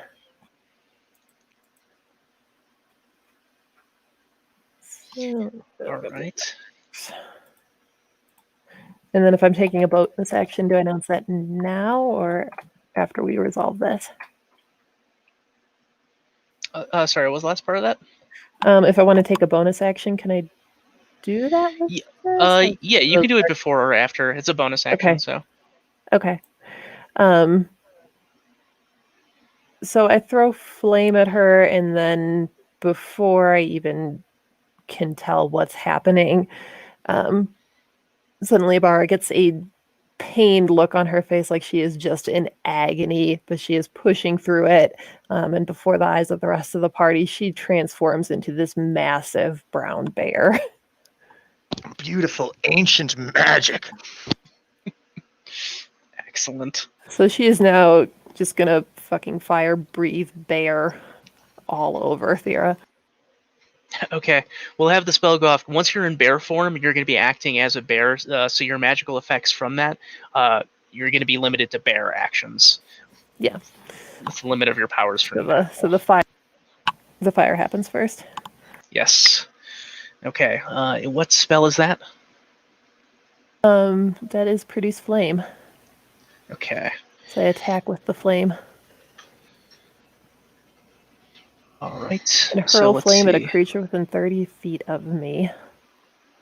So you're going to make a ranged spell attack. So this is going to roll a d20 here. And we're going to add your spellcasting modifier, which is Wisdom. And it's going to go against the armor class of Fira.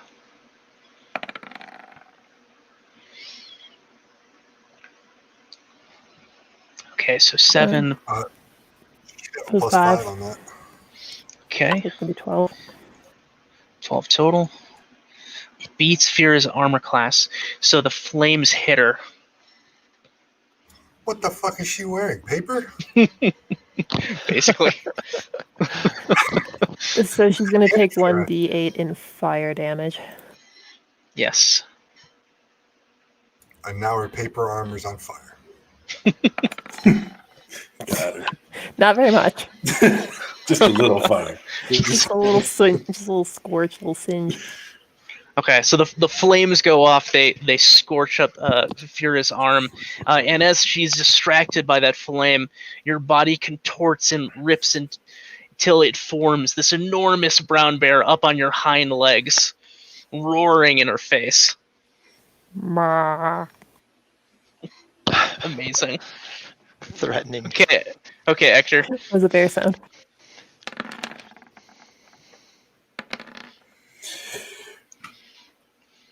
That's it. So I attacked and healed. I don't imagine the 9 hit. So Luckily, it does not. No. but I also then use my bonus action instead of hitting you with a shield. I use second wind to heal myself. Ooh. Pressing on against the betrayers. Those sons of bitches. Traitors. Come on, Pyrrha, fucking do something. Okay, Fira is like, oh shit, and backs away from the bear and like goes in for the attack on Hector. She would take an opportunity attack from the bear, backing away, wouldn't she? You're all right on top of each other here. So like she's staying like within range, but she's like, oh my god, this is a nightmare. All right, I'll allow it. The bear want to smash. All right, so here comes Fira. It's a skeleton-topped orgy of death right now.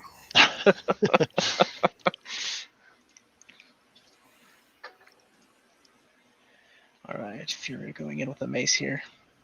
What do we got? 20 will hit. Yes.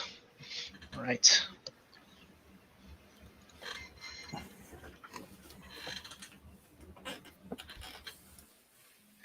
Okay.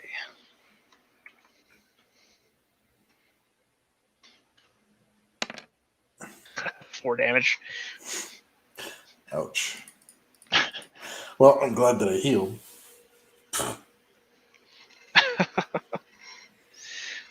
Okay, it's going to do a second attack now against you. Wait, she has Multi-attack 2 attacks here. at level 3? Come on. This thug has multi-attack.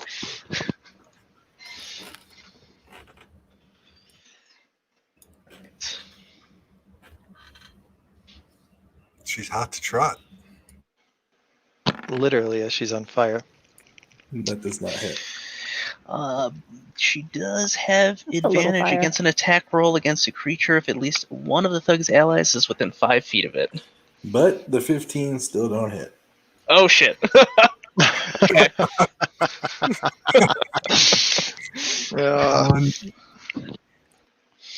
All right.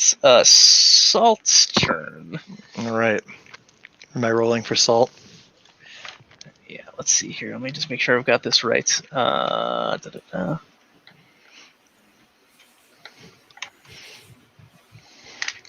Yeah, so here's how this works. You can either give him a command to do a thing, or you can take total and precise control of the target as your action when it goes back to your turn. So if you want to give him a command to do something now, he'll do it on his turn to the best of his resisting ability. So like I can have him attack Neo. Yeah. Can I have him kill himself? I don't think so. Damn. All right. Well, I mutter something about should have having left him to have his what exists of his meager brains run out on the road as I drive him to take out the traitorous inquisitor spy. All right. Actually, you might be able to make him hurt himself. I'm looking at the text of Dominate Person, and I don't see it stopping that. I mean, you're the DM. You could be like, he makes a save or not, or just be like, we get to watch him drive a dagger through his eye. Yeah, I think he's gonna go for it. You want to make him hurt himself? He'll do it. I'm gonna make He'll him try to. So, just for his lack of vision and his total blind servitude to the fallen brother of the Dark One in the burning lands, I make him. Does he have a blade, or what's his weapon? What's He has a holding? short sword. I'm gonna make him take it and just invert it and try to drive it into his own throat. Hey, you tell him to do this, and he's gonna try to not do that.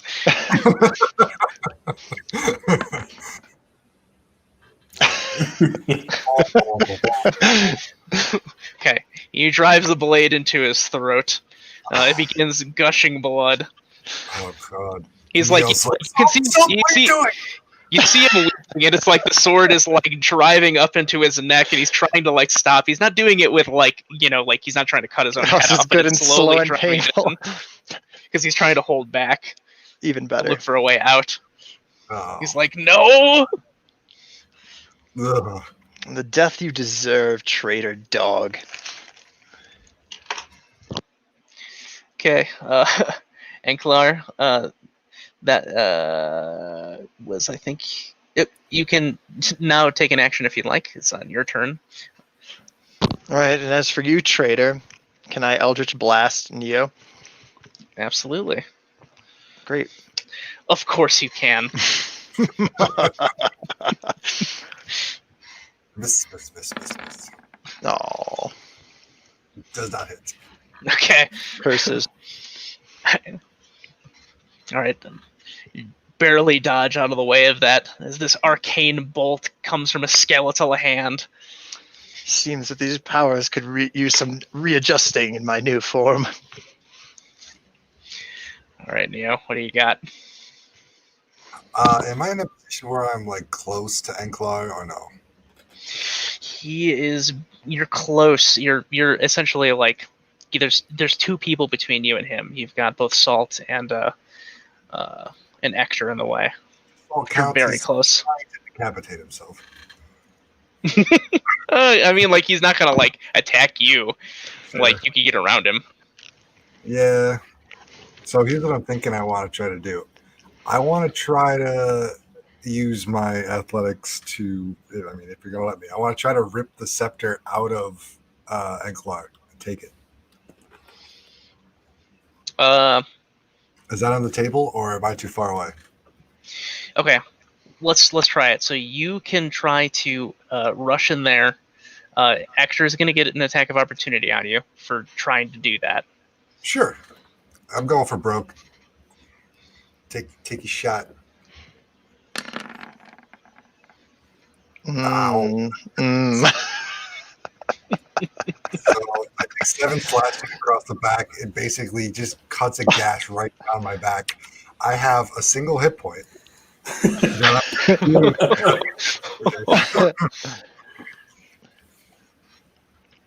So can I take that athletics move now? Take that athletics move. Do I have any chance to respond to him charging across 3 people? Or 2 people? Oh, what the fucking rolls? Not in this instance. Okay. It's a total surprise that he's going for it. Right. I got a 15. I do have It's the advantage one. So it's opposed. So you get to roll athletics to stop me from taking it from you. Yes. All right. Oh, what the? Oh no! I'm gonna die with my hand. Yeah, you're holding the scepter, and then you're looking at the skeletal smile in these empty sockets. You cannot wrest control of the scepter from him. All right. Let me see if that's a bonus action I can use. Otherwise, I'm just gonna have to die. Okay, Ibarra, you are a bear. Bear says, "Rrrr." Do I just have brown bear actions now? Is that what I Yeah, am? you got the brown bear actions. How far away is everybody from me now? You're right on top of everybody. Okay. So I guess if am I within 5 feet of Neo? Mm-hmm.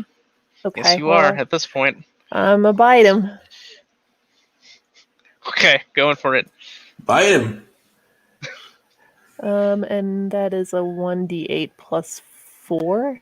Looks So you like. can just click on the bite action there on the character sheet for the bear, and it'll go off. I don't have a character sheet for the bear.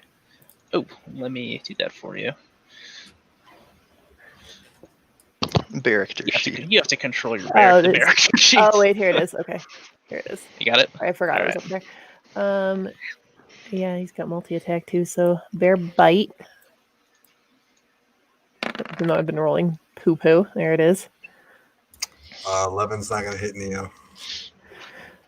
And then I guess I also slash him with claws. Your claws. So claws. I like to roll something decent for the first time in 2 hours. There it is. That'll do. There it is. Bear smash. What's the damage? Hit 11, 2d6 plus 4 slashing damage. Probably more than one. Another one, yeah.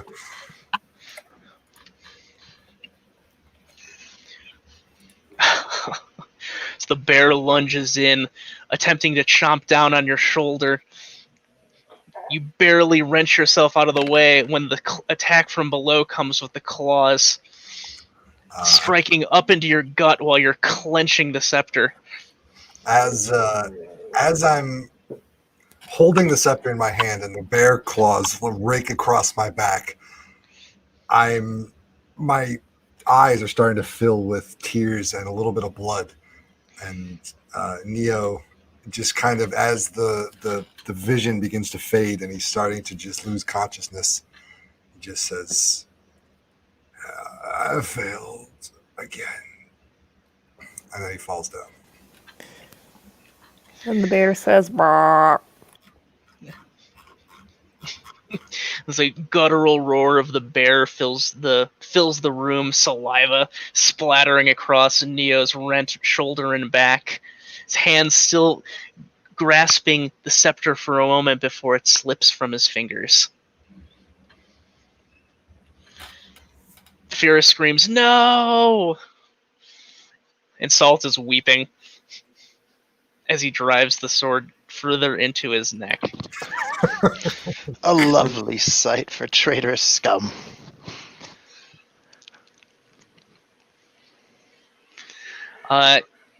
And Hector, you are up. All right. Well, as she's screaming, I'll bash her to knock her prone. Then advantage sword attack. So that's my turn. All right.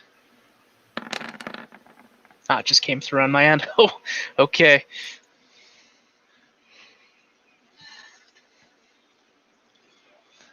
All right, she hits the ground with a crack. She is alive, but barely holding on. Fira tries to scramble to her feet at this point and makes a break for it. Both Hector and the bear are going to make opportunity attacks against her. Oh.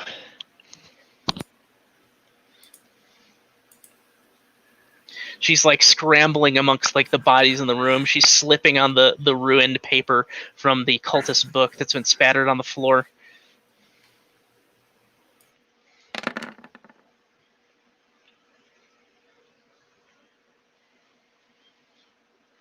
So the advantage attack there. Well, the opportunity. Yep, The the sword bear can clips her across the back. Go for the bite, bear. Bear gonna bite.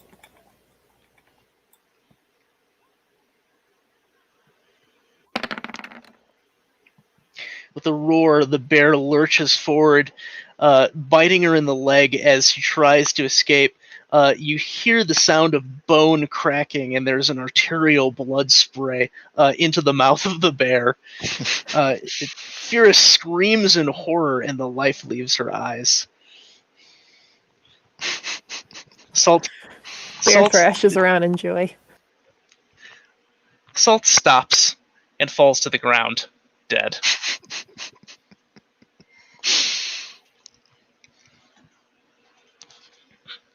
The Inquisitors There have is been intrigue slain. with them, Well, this was a mess. I never been much for the zealous types, and at least the cults pay well. It's true. We can carry on with our work safely and make sure that this does not fall into the most wrong of hands. Agreed. So will, Neo's still bleeding out. You guys have to figure out what you're doing about that. Can we coup de, He's coup like- de gras him? Is that like a thing? I'll give him a soldier's death. How are you killing You're him? gonna have to describe how you do that. It's like the whole thing. I step over the body. It's like the Roman short sword, right? So he Mhm. brings it up in the sky, turns it downward, and just plunges it right in the back of his neck. There's a sickening crunch. Blood spills across the floor, and you're dead. Neo. Nothing worse than a betrayer. The worst kind. There's no And, space for him in the Dark One's armies. Just for good measure, I go ahead and take Salt's ration pack back. Mm. I knew I'd have these by the end of the night. Excellent. All right, so you rifle through his belongings and reclaim those. And the adversaries have been slain. At this point, the open road lies before you. You've claimed what you've come to receive and gained a unholy gift in the process. And that will conclude our session of Eschaton Roleplay. Thanks everyone for sticking around and watching. Hope to do more of this soon.